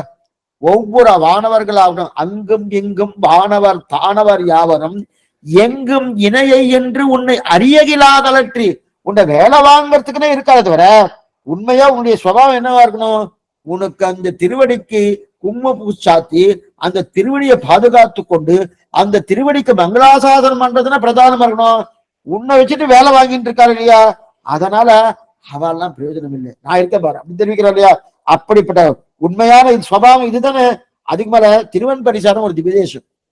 வருவார் செல்வார் வன் பரிசாரத்திலிருந்து என் திருவாழ்மார்கற்கு எஞ்சிரம் சொல்லார் செய்வதன் உருவார் சக்கரம் சங்கு சுமந்து இங்கு உம்மோடு ஒரு பாடுவான் ஓர் அடியான இதுதான் திருவன் பரிசாரம் தான் நம்மாழ்வாருடைய தாய் வீடு. அவருடைய தாய் வீடு, தாய் பிறந்த விடுமா சுவாமி, தாய் பிறந்த விடுன்னு அது எங்க? திருவன் பரிசாரம் மலையாள திவ்ய பக்கத்துல இருக்கு. இது சொல்ல வந்தா அப்படி இருக்க நான் ஒருத்தன் இருக்கேனே சங்கு சக்கரத்தை புரிஞ்சு நான் வரமாட்டேனா திருவன் பரிசாரத்தை எம்பிரமாட்ட பிரார்த்திக்கிறா இல்லையா? அப்ப யாராவது அவன் பின்னாடி போறதுக்கு இருக்காளா? அவன்கிட்ட வேலை வாங்கறதுக்கு இருக்காளு, எனக்கு தூது போ, எனக்கு யுத்தத்தை பண்ணி கொடு, எனக்கு ராஜ்யத்தை பெற்று கொடு, இந்த மாதிரி கேட்டு இருக்காள தவிர அவனுக்கு பரிவறிஞ்சு அவனுக்கு பண்ணக்கூடிய யாரானா இதெல்லாம் யாரு பெரியார் உபதேசம் என்னன்னா இன்னொன்னு சொல்ல. இப்ப மத்த ஆழ்வார் உபதேசம் வேறு, பெரியார் உபதேசம் வேறு. மத்த ஆழ்வார் உபதேசம் என்னன்னா தன்னுடைய தனிமையை தீர்க்கணும், பகவானுடைய தனிமையை தீர்க்கறதுக்காக உபதேசம். பெரியாழ்வார் உபதேசம் தன்னுடைய தனிமையை தீர்க்கறதுக்குள்ள பல்லாண்டு பாடுதல். பகவான் நன்னா இருக்கும், பகவான் நன்னா இருக்கும். ஏன்னா இவர் தன்னை பார்ப்பார் இல்ல பகவானை பார்க்கிறார். மற்ற ஆழ்வாரும் தன்னை பார்த்துட்டே இருப்பார். எனக்கு என்ன எனக்கு என்ன எனக்கு என்ன இந்த மாதிரி இருக்க நம்ம சீவைகொண்டு போகணுமே போகணுமே போகணும் இல்லையா? இதுக்கு சொல்ல வந்தேன்னா அந்த மாதிரி அதே நிலை தான் சுவாமி பாஷ்யக்காரர் எம்பெருமானா இருக்கும். அதே நிலை தான் தன்னை பாப்பாருன்னா எம்பெருமானார் உபதேசம் என்ன பண்ணுதுன்னா அந்த சீபாஷ உபதேசம் பண்ணது எதற்கோ இல்ல, நம்ம புத்தியை நல்லா பரிசப்படுறதுக்காக இல்ல, ஆழம் ஆளார் ஆடியம் சங்கம் சுமாப்பார் மங்களாசாதனம் பண்றதுக்காக தான் சீபாஷிவே. அதுல என்ன தெரியும்? கடைசியில இதான் மங்களாசாசனம் மங்களாசாசனம் பண்றதுக்கு தெரிவிக்கிறா இல்லையா? அப்படி இருக்கச்சேது அந்த மாதிரி சீவச்சன பூர்த்தியான கருத்தே இதுதான். மங்களாசாசன தத்பரராக நம்ம ஆச்சாரிய சம்பந்தம் பெறணும். ஆச்சார சம்பந்தம் பெற்று என்ன பண்ணணும்? என்ன பண்ணணுமா? பகவானுக்கு மங்களாசாசனம் பண்ணணும். அதுதான் ஆச்சாரனுடைய திருவுள்ளமே. அந்த ஆச்சாரம் திருவுள்ளது பண்ண மங்களாசம் பண்றோம்னா அதைத்தான் பெரியார் உபதேசிக்கிறார். பாஷ்யக்காரனும் அதாவது சுவாமி எம்பெருமானாலும் அதான் உபதேசிக்கிறார். வியாக்கியானத்தை வாசிக்கிறேன் பக்கம் 60. அதாவது அப்படிப்பட்ட வரை ஒரு காலம் கெட்டாது சவாசனாய் விட்டிருந்தேன். அதாவது சிரவணமங்கி ஆறியிருக்க போமோ ஒரே விஷயம். அதான் என்னும்படி நட்டப்பிராயரான மனுஷர் என்றபடி யோக்கியத்தை இல்லாத அகன்று போனார் என்று ஆறியிருக்க போமோ சிரவணம் மனங்களுக்கு சாதனங்களுடைத்தான மனுஷ தேகத்தை பெற்றும் ஆசியாத கர்ப்ப நிர்பாகியரை சேரேன். அப்படிப்பட்டவர் ஒரு காலம் கெட்டாதே சவாசனமாக விட்டிருந்தேன். நாஸ்திகன் கிரஸ்மாக யுஷ்மாந்த பரஸ்பரமும் என்கிறபடியே உடனீர் வடித்துக் கொண்டிருந்தேன். எனக்கென்ன தாழ்வினையை இப்படியான பின்பு எம்பெருமானாருடைய கர்ப்பைக்கு விஷயபூதன கிருபைக்கு விஷயபூதனான அடியேனுக்கு என்ன தாழ்வு உண்டு என்று அவர் என்ன வாக்கியம் உண்டு? சித்தே திதி தேசத்தே சர்வாத்மா சம்பதி ஜிதே என்னும் சொல்லுகிறபடியே ஒரு குறைகளுமின்றிக்கே சர்வமும் காதலானமாக இருக்கும்படி என்றபடி முடிச்சுட்டார். ஒரே நிமிஷம். அதாவது என்ன தெரிவிக்கிறார்னா இப்படிப்பட்ட அந்த பெரியாழ்வாவுடைய திருவடியை பத்தின அந்த ராமானுஜர் கல்யா அப்ப அத்தனை தூரம் பாடுபட்டிருக்காரு. அவன் என்ன பாடு சுவாமின்னு மங்களாசாசனம் அந்த பண்ணிருக்காரனோ அப்படி இருக்க செய்து அவருடைய ஞானம் என்பது கீழ்ப்படி, அந்த ஞானம் கனிந்து பக்தியாக மேல்படி. அதைத்தான் பெரியார் உபதேசம் பண்றாரு. வெறும் ஞான தசை பிரேம தசை. ஞான தசையா இருந்தது கீழ்ப்படி, பிரேம தசையாவது மேல்படி. அந்த மேல்படிக்கு தான் பிரதானமா யார் இருந்தாரு? பெரியாழ்வா இருந்தாருனோ. அப்ப அந்த பாஷ்யக்காரும் அதுதான் உபதேசம் பண்ணாரு. நீ பிரேம தசை தான் பிரதானம், ஞான தசை இல்லைன்னு. ஆனா நம்பெருமாள் திருமுகுன்ற மண்டலம் கண்ணி போனால் அது பாஷ்யக்காரருக்கு தான் தெரியும். என்ன எக்ஸலண்டா எடுத்துக்கிட்டாரு. பிரேம தசை வந்து இங்கன்னா நீங்க புரியத்துக்கு மேலே வரப்போறது இங்கே சொல்லிடுறேன். ஒரு நாள் பெரியபுரம் படுத்துட்டு இருக்காரு, ஸ்ரீரங்கத்தை படுத்துட்டு இருக்கார். நம்ம போய் சேவிக்கிறோம், சேவிச்சுட்டு இழுவன் வந்துடுறோம். அவருக்கு ஜலதோஷம் பிடிச்சிருக்குன்னு இங்க ஏதாவது பார்த்திருக்கல? விக்கிரகத்துக்கெல்லாம் ஜலதோஷம் பிடிக்குமான்னு மூக்கில் ஒழுகிட்டு இருக்கான். யார் சொல்றது? யாரு? சுவாமி பாஷ்யக்காரர். சக்கமா சுவாமி ஜலதோஷம் சொன்னா எப்படி இருக்குன்னா, அவருடைய திருமண மந்திர சேவிச்சாலே அந்த திருமணம் இவளுக்கு சேவையார் தான். ஓ ஜலதோஷம் என்ன பண்ணிடலாம், என்ன பண்ணா அதுக்கப்புறம் அதுக்கு உண்டான மருந்து கொடுத்தாச்சு. மருந்து கொடுத்து பெரிய பெருமாள் சரியாயிடுச்சுன்னு எழுதி வச்சிருக்கா குரு பரம்பரையில. அதுக்குன்னு ஒரு வைத்தியர் இருக்கார். அந்த வைத்தியர் வச்சு அதுக்கு மருந்து கொடுத்து, ஆயுர்வேத சாஸ்திரம் வந்து மருந்து கொடுத்து பெரிய பெருமாளுக்கு ஜலதோஷம் சரியா போயிடுத்து. ஏதாவது நம்புற மாதிரி இருக்கா பாரு. என்ன சுவாமி இந்த மாதிரி சொல்லி அவருக்கு சேவை செஞ்சிருக்காரு. அந்த அளவுக்கு என்னது பிரேமம். அந்த நமக்கு வருமானம் வருமான் உடனே என்ன சொல்லுவோம்? பைத்தியம் மாதிரி இருக்கு, ஒரு விக்கிரகத்தை பார்த்து ஜலதோஷம் முடிச்சுட்டு இருக்குன்னு சொல்றாரு. இவர் என்ன சுவாமி இந்த மாதிரி கொண்டு பண்ணிட்டு இருக்காருன்னு சிந்து போடணும். அந்த பாவம் அவளுக்கு வந்திருக்கு. அந்த பாவம் வரணும்னு இதுக்கு சொல்ல வந்தேன்னா, அப்படிப்பட்ட அப்படி இருக்கக்கூடிய ராமானுஜர் இருக்கா இல்லையா, அந்த பாஷ்யக்காரருக்கு தான். அதனால்தான் பாஷ்யக்காரரையும் சேர்த்தார். அப்பனா பெரியாழ்வாரோட பாஷ்யக்காரர் சேர்த்தார் இல்லையா, சேர்த்தோடனே ஆக அப்படிப்பட்ட ராமானுஜரோடு சேராதவர்களோடு நாமும் சேருவது கிடையாது. சேரா மனுஷரை சேரேன், அவரோடு சேருவது கிடையாது. ஆனா அந்த ராமானுஜ சீரை தங்களுக்கு பற்றுக்கொம்பாக பற்றாத மனுஷரை சேரா மனுஷரை சேரேன். மனுஷரன்னு போட்டிருக்கார். மனுஷரேனா மனுஷனுடைய அப்படின்னா என்ன அர்த்தம்? அப்படிப்பட்ட மனுஷ தேக சம்பந்தம் பத்தி இருந்தும் பிரயோஜனம் இல்லாம வீணா போயிட்டு இருக்கு இல்லையா. மனித சரீரம் கிடைச்சிருக்கு, 6 அறிவு இருக்கக்கூடிய மனுஷ சரீரம் கிடைச்சிருக்கு. கிடைச்சிருந்தும் இப்படிப்பட்ட அந்த ராமானுஜர் யார் பத்தலையோ அது வீணா பண்ணிட்டான்னு அர்த்தம். மேலும் அவன் பெரிய சம்சார சாகரத்தை அவன் கடக்க போவதே கிடையாது. சம்சார சாகரத்துன்னா இப்படிப்பட்ட ராமானுடைய திருவடிவாரத்துல இருந்தாதான் நமக்கு சம்சாரம் உஜ்ஜீவனம் கொடுக்கும், இல்லைன்னா கிடையாது. சம்சாரத்தை தாண்டணும்னாலே ஒரே அபிப்பிராயம்டா, உய்ய ஒரே வழி உடையவர் திருவடி, மற்றது கிடைக்காதுன்னா இல்ல சுவாமி என் பிரயத்தனத்துல பண்ண முடியுமானா என்னைக்கு பண்றது? என்னைக்கு பண்றது? எத்தனையோ ஜென்மா போயிடுத்து. அப்ப இந்த ஜென்மம் என்னமா, இந்த ஜென்மம் தானே மனுஷனா பிறந்திருக்கேன். அந்த மனுஷனா பிறந்திருக்கப்ப அந்த அந்த அப்படிப்பட்ட வாய்ப்பை நான் பயன்படுத்தலைன்னா திருப்பி இந்த டேர்ன் எப்போ வரும் தெரியாது, இதே மனுஷ ஜென்மம் எப்போ வரும் தெரியாது. அதனாலதான் இந்த மனுஷனா பிறந்திருக்க. அப்ப மனுஷனா பிறந்துட்டு நீ அந்த மனுஷத்துக்கு வீணா கட்டிருக்கிய. அப்ப மனுஷனா பிறந்து ஆச்சாரிய பக்தி இல்லைன்னாலே அவனால சம்சாரத்தை கடக்கவே முடியாது. மனுஷனா பிறந்து இருக்க முடியாது, அவர்கள் யோக்கியத்தை இல்லை. அதனால்தான் அப்படிப்பட்டவாள் நான் விட்டுட்டேன். அந்த ராமானின் திருவடி யாரெல்லாம் பண்றேன், அதனால் கவலைப்பட மாட்டேன். ஏன் அவரை விட்டுட்டு போய் ஒன்றும் கவலையே கிடையாது. அதனால்தான் சாரா மனுஷரை சேரேன். என்ன பாருங்க, சாரா மனுஷரை சேரன, சாரா மிருகத்தை சேரேன்னு சொல்லியிருக்க மாட்டேன். சொல்லியிருக்கணுமோ? சொல்லல. சாரா மனுஷனா மனுஷனா பிறந்து யோக்கத்தை இருந்தும் கெட்டு போயிருக்கானே, அதுதான் முக்கியம். இப்ப என்ன சொல்ல வராரு திருவரங்கத்து வேணும்னா, இல்லையே சுவாமி நிறைய பேருக்கு ராமானுஜ சம்பந்தம் இல்லையே சுவாமி, அவெல்லாம் இல்லைன்னா போயிடுவான்னா அப்படி அல்ல அர்த்தம். இதுக்கு என்னதை பார்க்கும், ஒரு ஸ்ரீ வைஷ்ணவனா பறந்து இந்த சம்பிரதாயத்தை இருந்து கொண்டு அந்த வம்சத்துல பறந்து எல்லாம் இருந்துட்டு இழந்து போனா இதை விட துர்பாக்கியம் எதுவுமே கிடையாது, எதுவுமே கிடையாது. ஏன்னா ஸ்ரீ வைஷ்ணவம் கெட்டு போனா தான் ரொம்ப கவலை. சாமானிய லோகத்துல வாசல்ல போறவா யாரோ போயிட்டு இருக்கா, அவளுக்கு ஒன்னும் இந்த வாசனையே வரலையே. அவெல்லாம் போலான்னா என்னமோ போயிட்டா சுவாமி, அவளுக்கு இன்னும் அவளுக்கு இந்த பகவானே ஒத்துக்கலையே, எந்த சாமானிய தேவதாந்திரத்தை ஒத்துக்கலையே. தேவதாந்திரம் ஒத்துண்டாதான் அதுக்கப்புறம் அங்கிருந்து கிளம்பி வரணும் போனோம். அதாவது சில சொல்வா சூரிய நமஸ்காரம், அதாவது 7 ஜென்மாக்கள் சூரிய பக்தனா இருந்தான்னா அதுக்கப்புறம் சிவபக்தனாரான 7 ஜென்மாக்கள், அந்த 7 ஜென்மாக்கள் சிவபக்தனா இருந்தான்னா அதுக்கப்புறம் 7 விஷ்ணு பக்தனா இருக்கணும். அந்த விஷ்ணு பக்தனா இருக்க செய்தே ஏதோ ஒரு ஜென்மால இவருக்கு மோட்சம் கிட்டுறதுன்னு சொல்லியிருக்கு. இவா இன்னும் சூரிய நமஸ்காரம் பண்றதுக்கு சூரிய ஜென்மாவே எடுக்கலையே. அப்படின்னா சூரிய ஜென்மன்னா அர்த்தம், சூரியனை வணங்கக்கூடிய ஜென்மாவே இன்னும் இவர் எடுக்கல. இவாளுக்கு என்னமா இவளுக்கு விஷ்ணு பக்தி வந்து மேற்கொண்டு ராமானுஜர் திருவடி பத்தணுங்கிற அபிப்பிராயம் வருமானா வராதுக்கு வாய்ப்பு கிடையாதுனோ. அவளை பத்தி நான் சொல்லல. எதுக்கு இந்த விஷயம் எடுக்கிறேன்னா, சாரா மனுஷரை சேரேன், அந்த மனுஷர் கொண்டு யாரு ஸ்ரீவைஷ்ணவா. அப்படி இது எங்கேயோ வாசல்ல போறவாளை பத்தி சொல்லல. லோகத்துல எத்தனையோ பேர் எங்கெங்கயோ சுத்தின்னு இருக்கா, அவளை சொல்லல. இந்த வம்சத்துல பறந்து இந்த சம்பிரதாயத்தை இருந்து கொண்டு பகவான்னா யாரு, ராமானுஜன்னா யாரு, ஆச்சார அபிமானம்னா என்ன, இதெல்லாம் நல்லா தெரிஞ்சுட்டு இடத்து போறாளும். அப்படிப்பட்ட சேரேன், சாரா மனுஷரை சேரேன், அவளுடன் எனக்கு சம்பந்தம் கிடையாது. அவ எப்படி இருக்கான்னா, ஆற்றங்கரை வாழ் மகன் போல் அஞ்சுகின்றேன் தவிக்கிறார். ஆற்றங்கரையில பெரிய வெள்ளம் வருது, இந்த மரம் என்ன பண்ணுவோம், பயந்துட்டு இருக்குமா, ஓ வெள்ளம் வந்து அடிச்சுட்டு போயிருக்கும், அடிச்சிடுவோம், அந்த மாதிரி பயப்படுறாலும். அதெல்லாம் எப்படி பண்ணா, நல்ல கர்ப்பத்தில் சீமான்களாக பிறந்திருக்கார், ஆனா கர்ப்ப நிர்பாகியரான்றோ இருக்கிறான். எக்ஸலண்டான வார்த்தை. நல்ல கர்ப்பத்துல சீமான்களா பிறந்திருக்கான், நல்ல கர்ப்பம், மனுஷனா பிறந்திருக்காருனோ. பிறந்து அது மட்டும் இல்ல, சம்பிரதாயத்துல இருக்கக்கூடிய குலமா இருக்கு.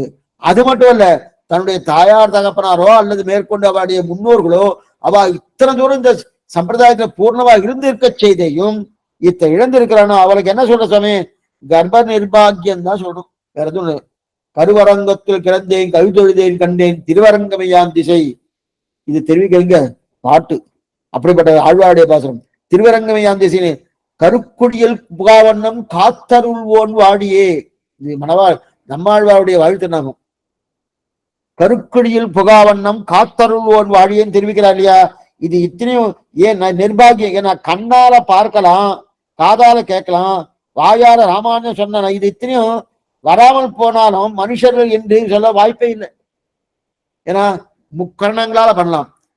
மனமே வாக்கியே கரமே காயேன வாசா மனுஷேந்திரியா உத்யாப்தனாபா, இது மூணு சொல்லியிருக்கணும். மனசால ராமானுஜன் தியானம் பண்ணலாம், வாயால ராமானுஜா ராமானுஜா சொல்லலாம், காதால என்ன ராமானுஜா ராமானுஜா ராமானுஜா வாழியத்திராஜன் வாழியத்திராஜன் ஆர்த்தி பிரபதம் முதல் பாசுரம். வாழியத்திராஜன் வாழியத்திராஜன் வாழியத்திராஜன் என வாழ்த்துவார், வாழியென வாழ்த்துவார், வாழியென வாழ்த்துவார், காலினையில் தாழ்த்துவார் விண்ணோர் தலைவன்னு இது துவயத்தின் உத்தரவாக்கியத்தின் அர்த்தம் தெரிவிக்கிறாங்க. வாழியத்திராஜன் வாழியத்திராஜன் வாழியத்திராஜன் வாழ்த்துறார் இல்லையா. அதனால அப்படிப்பட்ட வாஸ்தி இருக்க செய்து அவர்கள்லாம் என்ன கர்ப்ப நிர்பாகியம் தான் சொல்லணும். இதுக்கு இந்த மனுஷோடு அப்படிப்பட்ட மனுஷரோடு சேருவது கிடையாது. இனிமேல் அவர்களுக்கும் எனக்கும் சம்பந்தம் கிடையாது. யார் தெரிவிக்கிறார், திருவரங்கத்தவரார். எனக்கும் அவருக்கு சம்பந்தம் உண்டு.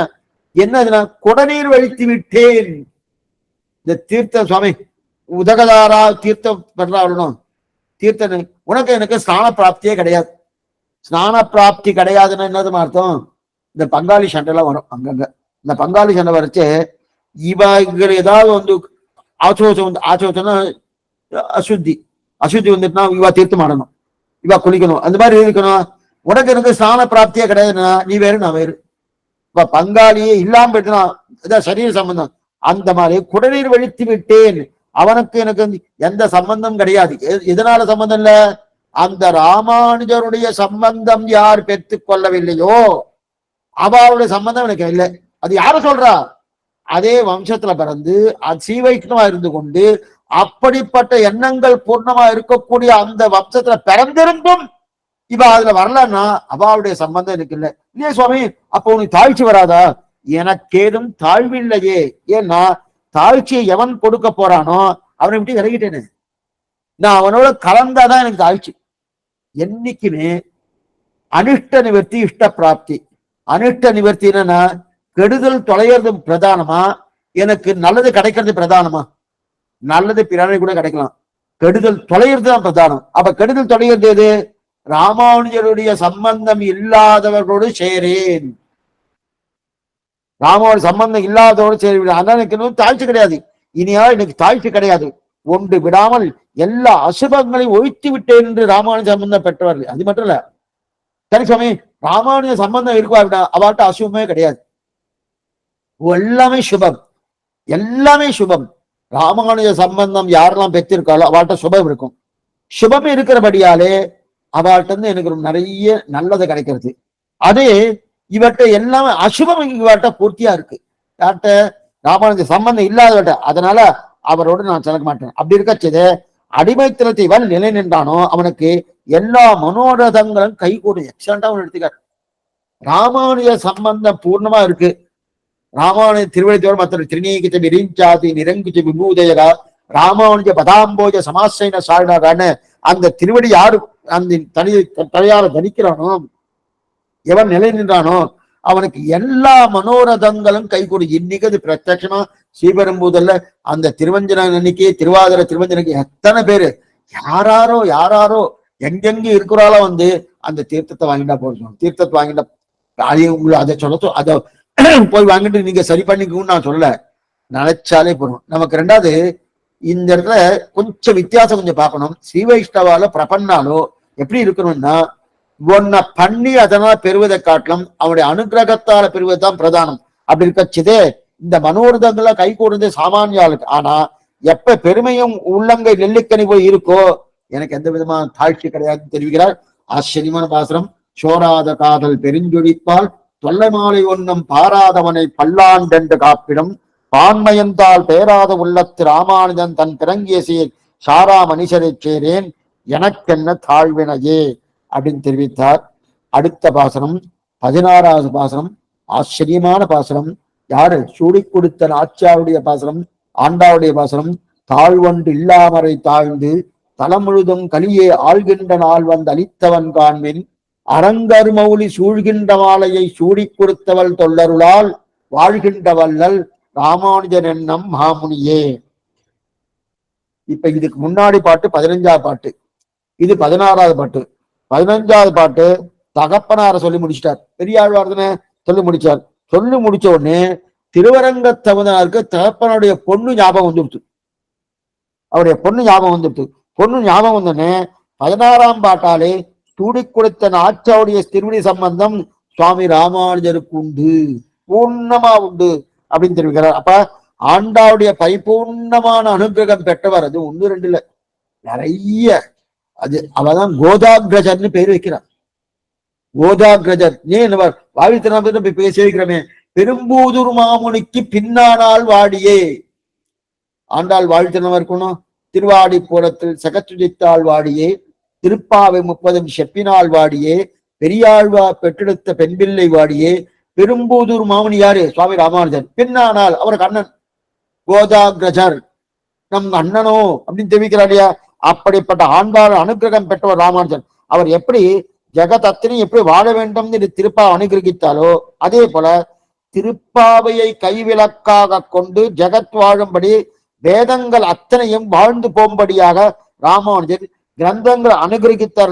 16வது பாட்ட ஆழமான கருத்து என்னன்னா, திருப்பாவையால இந்த ஜகத்தே வாழும்படி பண்ணாலும் வேதமனைத்துக்கம் வித்தாகும் பாதமனும் கோதை பிறந்தவோர் கோவிந்தன் வாழுமோர் சோதி மணிமாடம் தோன்றுமோர் நீதியான் நல்ல பக்தர் வாழுமோர் நான்மறைகளோதுமோர் வில்லுவித்தூர் வேதற்கோனோர் பாதகங்கள் தீர்க்கும் பரமநடி காட்டும் வேதமனைத்துக்கம் வித்தாகும் இது கோத தமிழ் 5 5 அப்படின்னு தெரிவிக்கிறாள் இல்லையா.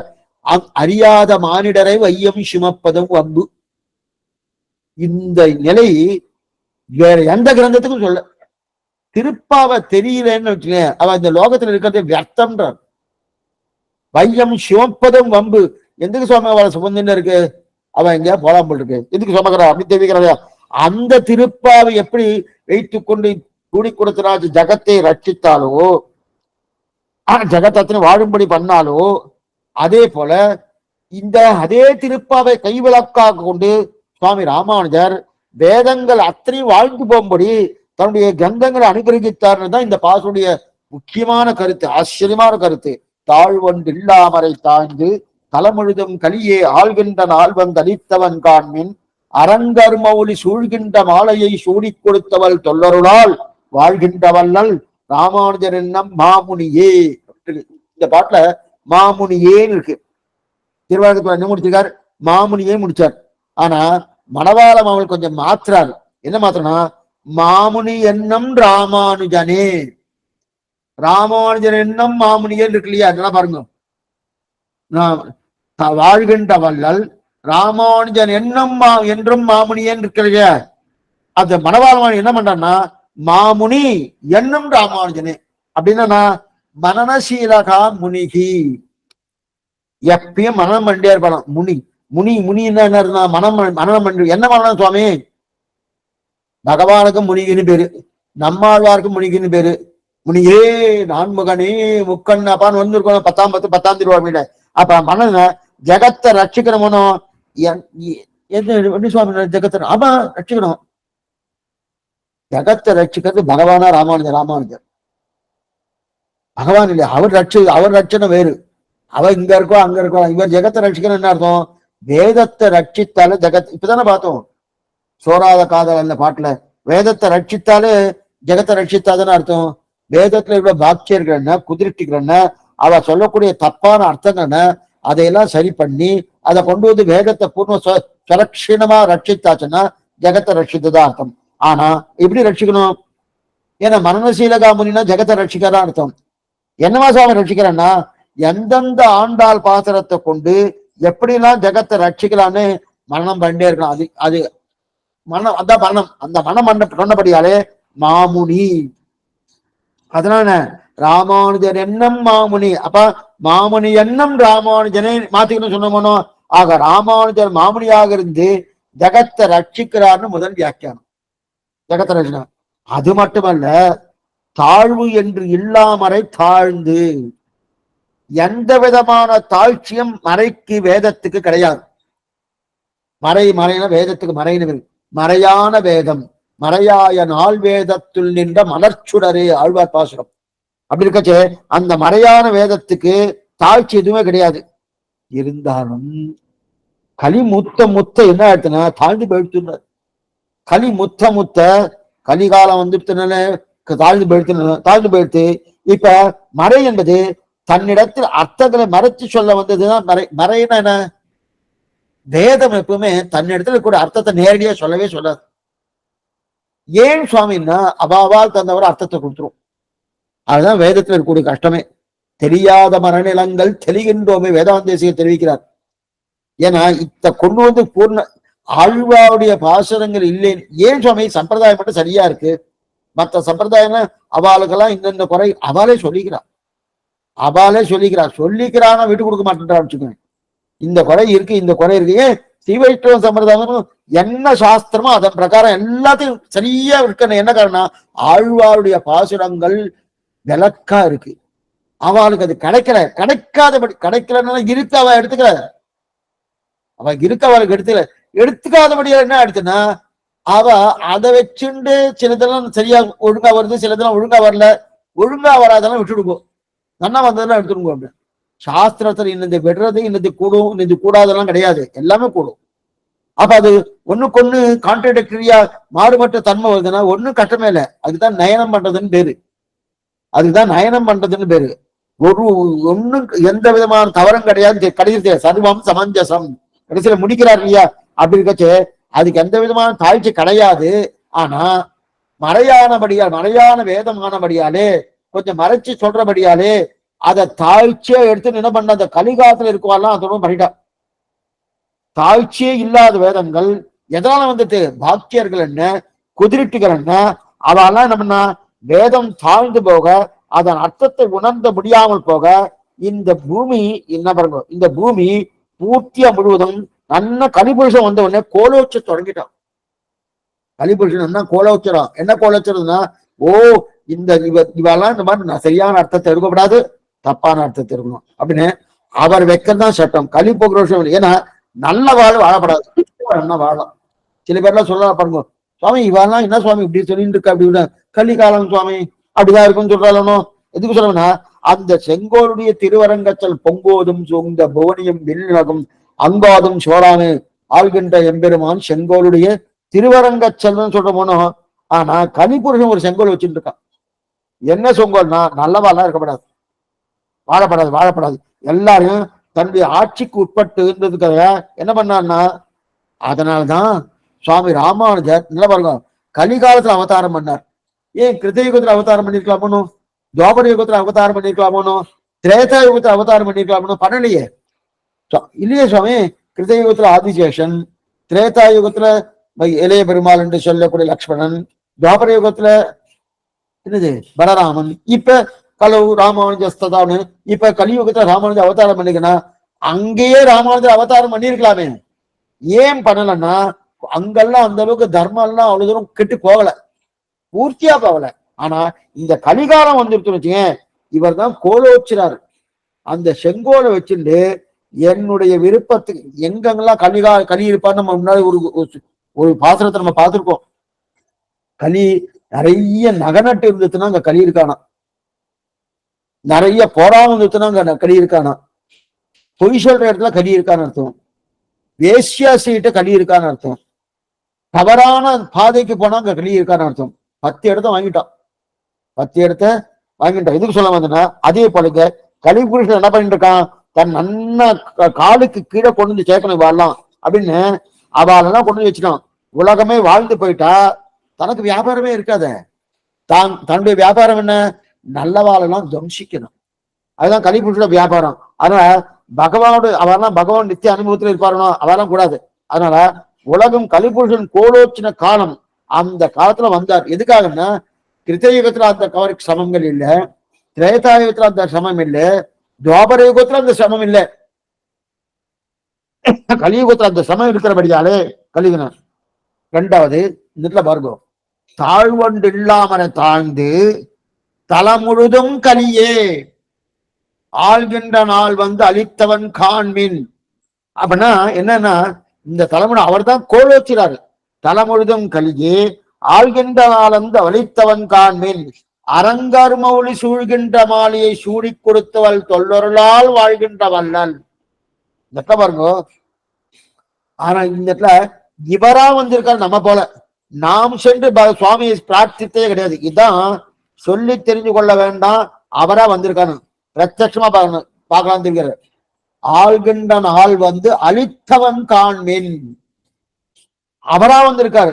சுவாமி இங்க சரியில்லை வந்து பிரார்த்திச்சு அவர் வந்தாருன்னா வரல, பிரார்த்திக்கவே இல்லை, பிரார்த்திக்காம இருக்க செய்தே அவரா வந்தார். அப்ப இந்த மாதிரி இங்க இருக்கிற நிலையை பார்த்தா ராமானுஜர் வந்தாருன்னா இவ்வளவு அழகா உலகம் இருக்குன்னு எப்படி தெரிஞ்சுக்கலாம் ராமானுஜர் வந்தாருன்னு? சுவாமி அவர் இல்லைன்னா எப்பயோ எங்கேயோ போயிருக்கும். ஏன் நம்ம காலக்ஷேபமே இல்லை, எதுவுமே இல்லை. சம்பிரதாயம் இருக்கு, 108 திவ்யதேசம் இருக்கா இல்ல, சம்பிரதாயம் இருக்கா இல்ல. என்னவா சுவாமி ஒருத்தருக்கு ஒருத்தர் எப்படி அடிச்சுட்டு பொடிச்சுட்டு என்னென்ன உண்டோ அத்தனையும் பட்டுக்கும். ஆனா இதெல்லாம் ஓரளவுக்கு நல்லா இருக்கு சுவாமி, இதுவே நல்லா இருக்கு, அப்பனா இதை விட மோசமாக போறதுன்னு அர்த்தம். களி மொத்தம் மோசமாகிட்டு இருக்குன்னு அர்த்தம் இல்லையா?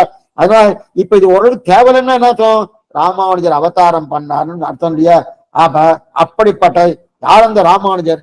அரங்கர் மௌலி சூழ்கின்ற மாலையை சூடி கொடுத்தவள் தொல்லருளால் வாழ்கின்ற வல்லல் ரங்கநாதன் தன் தலையாலே சூடின மாலை. இந்த பாட்டுல பாருங்க, ஆண்டாள் இருந்தது, ஆண்டாள் தான் சூடி கொடுத்தது மாலையை கொடுத்திருக்கான். அவதான் சூடி கொடுத்த சுடர்குடின்னு பேரு. தான் கழுத்துல மாலை போட்டுட்டு அந்த மாலையை பகவானு கொடுத்திருக்கார். வாஸ்தவம். ரங்கநாதனுக்கு கொடுத்தாரா வடபத்திர சாயி கொடுத்தாரா? ஆமா சுவாமி, வடபத்திர சாயி சீவிலிபுத்திரன் அவன் ஆண்டாள் இருந்திருக்கா. அதுதான் அவருடைய கிரகம், அவருடைய வீடு, அவருடைய திருமாளிகை. அப்படி இருக்க செய்து அங்க யாருக்கு கொண்டு கொடுத்தா? அவன் கொடுக்கல, பெரியாழ்வாதான் போய் கொடுத்திருக்காரு. இருந்தாலும் வடபத்திர சாயிக்கு தானே கொடுத்திருக்காரு. இங்க சப்தம் என்ன வந்திருக்கணும்? அரங்கர் மௌலி சூழ்கின்ற மாலையை சூடி கொடுத்தவள் இல்ல, வடபத்திர சாயி சூழ்கின்ற மாலையை சூடி கொடுத்தவள் வந்திருக்கணும். ஆனா இங்க அரங்கர்னு வந்துருச்சு இல்லையே சுவாமி, சரித்திரம் அந்த மாதிரி இல்லையே. எங்க இருக்கு அரங்கர்? அரங்கர் இல்லையே சுவாமின்னா இது இங்க இப்பாட்ட வடபத்திர சாயி சொல்லலாம அரங்கர் சூழ்கின்ற மாலை சொல்லியிருக்க இல்லையா? ஆண்டாள் சூடி கொடுத்தது வடபெரும் கோயிலுக்கு. ஆனால் அரங்கன்னு சொல்ல காணும் தலையான திவ்யதேசம், வேட்பத்தான திவ்யதேசம்.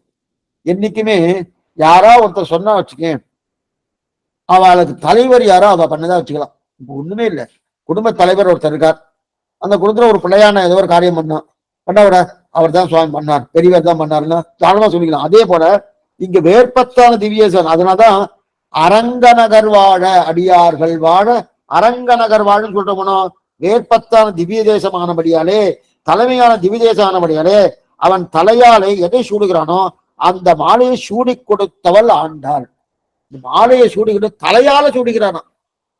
இப்பவும் சில திவ்ய தேசம் எல்லாம் போனா வஸ்திரம் கொடுத்தோம்னா புஷ்பம் கொடுத்தோம்னா திருவள்ளில சேர்த்துவா. அப்ப அனாதரவான இல்ல, திருவள்ளில சேர்த்தனா அது ஆதரவு தான் அர்த்தம் பகவானை பொறுத்த வரைக்கும். ஆனா இங்க ஆண்டாள் மாலை அந்த மாதிரி சேர்க்கலையாம். அரங்கர் மௌலி, மௌலியில திருமுடி, திருமுடியில சாத்திக்கிறானா. ஏன் சொல் ஆண்டாள் சாத்திட்டு இருக்கா?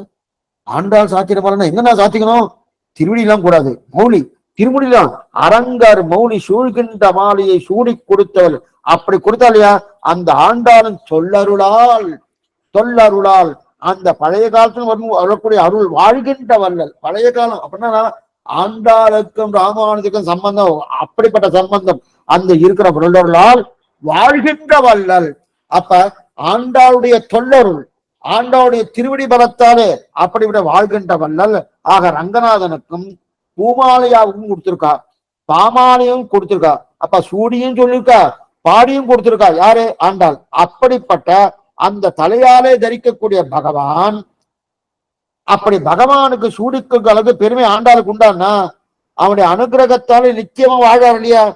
தன்னுடைய ஏன் ஆண்டாளுக்கு அத்தனை வைவன்னா இவர் கழுத்துல போட்டு மாலை அவர் தலையால தரிக்கிறார் சுவாமி. யாரு? ரங்கநாதன். தலையால தரிக்கிறன்னா அத்தனை வைபவம் இருக்கணும். அந்த வைபவம் இருக்கக்கூடிய ஆண்டாளுடைய அனுகிரகத்தாலே நிச்சயமா வாழார். யாரு?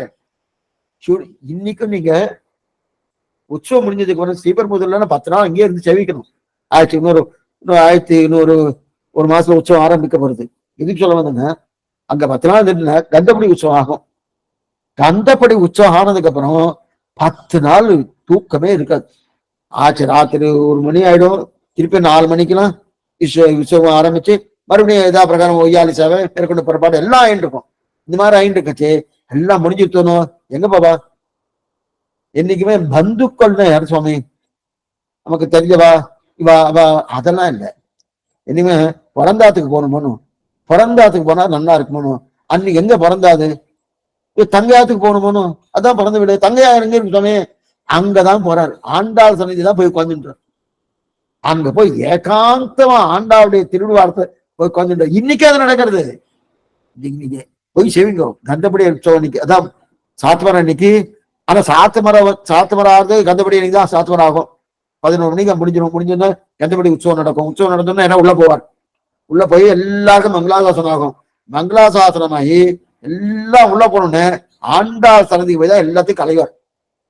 மாலதெல்லாம் கலைஞ்சிட்டு சர்வஸ்துதானம் தொண்ணுவா போல அங்க அவருடைய திருவடி பாரத்துல உட்கார்ந்துட்டு இருக்காரு. ஏன் என்னன்னா சூடி கொடுத்தவள் தொல்லருளால் வாழ்கின்றவள். அவருடைய கிருப்பையாலே வாழ்ந்தார் இல்லையா? அதான் வாழ்கின்றவள். அப்படிப்பட்டவள் தலையால் தரிக்கிறான் பகவான் வாழ்கின்றவள். அப்படிப்பட்ட வாழ்கின்றவள் சூடுக்குள்ள அந்த அனுகிரகத்தை தன்னுடைய கிரந்தங்களையும் நிறுவினார். அது மட்டும் இல்ல, அவருடைய அனுகிரகத்தாலே ஆண்டாளுடைய திருப்பாவை வைத்துக் கொண்டு இன்னைக்கு ஸ்ரீபாஷை தூரம் பிரகாசிக்கிறது.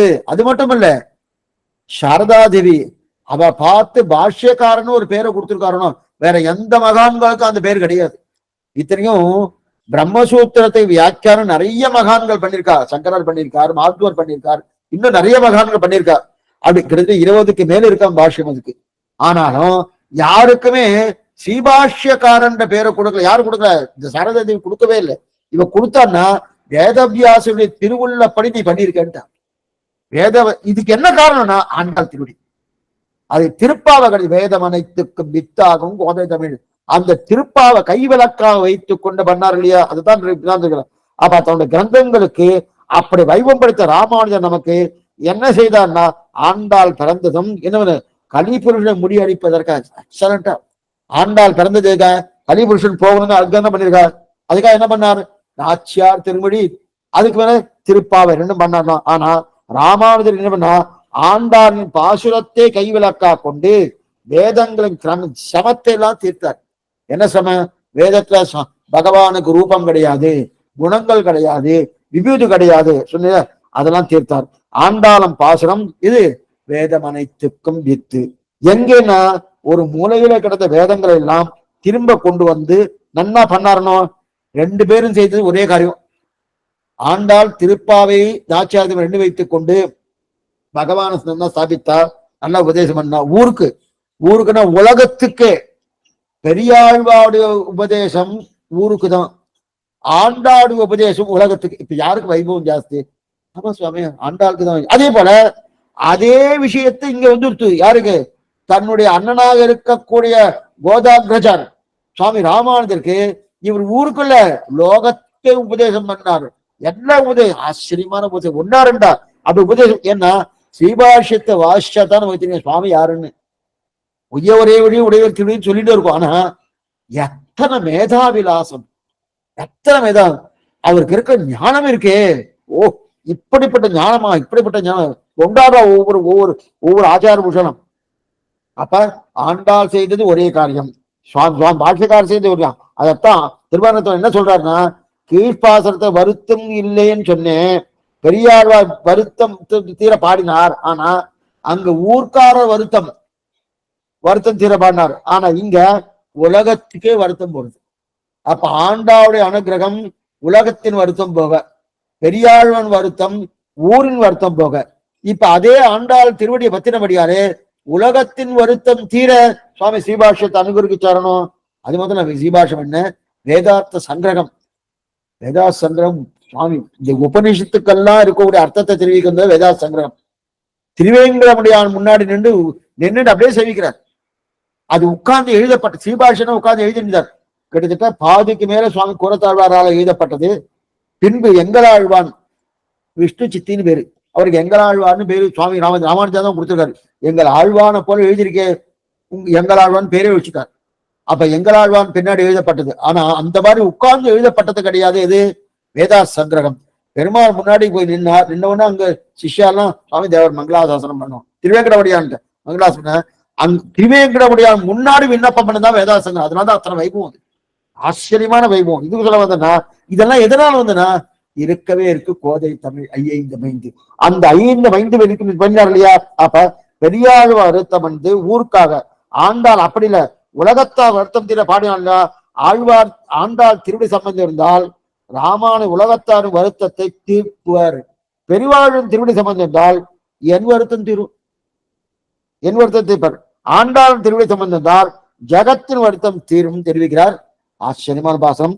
மணவாளனுடைய அவதாரிகை என்ன, அவருடைய பதபதார்த்தம்னு பார்க்கணும். நாளை தினம் பார்ப்போம். தாழ்வொன்று இல்லாமற தாழ்ந்து தலைமுழுதும் கலியே ஆள்கின்ற நாள் வந்து அளித்தவன் காண்மின் அரங்கர்ம ஒளி சூழ்கின்ற மாலையை சூடிக் கொடுத்தவள் தொண்டர்களால் வாழ்கின்ற வல்லல் ராமானுஜன் என்னும் மாமுனியன்.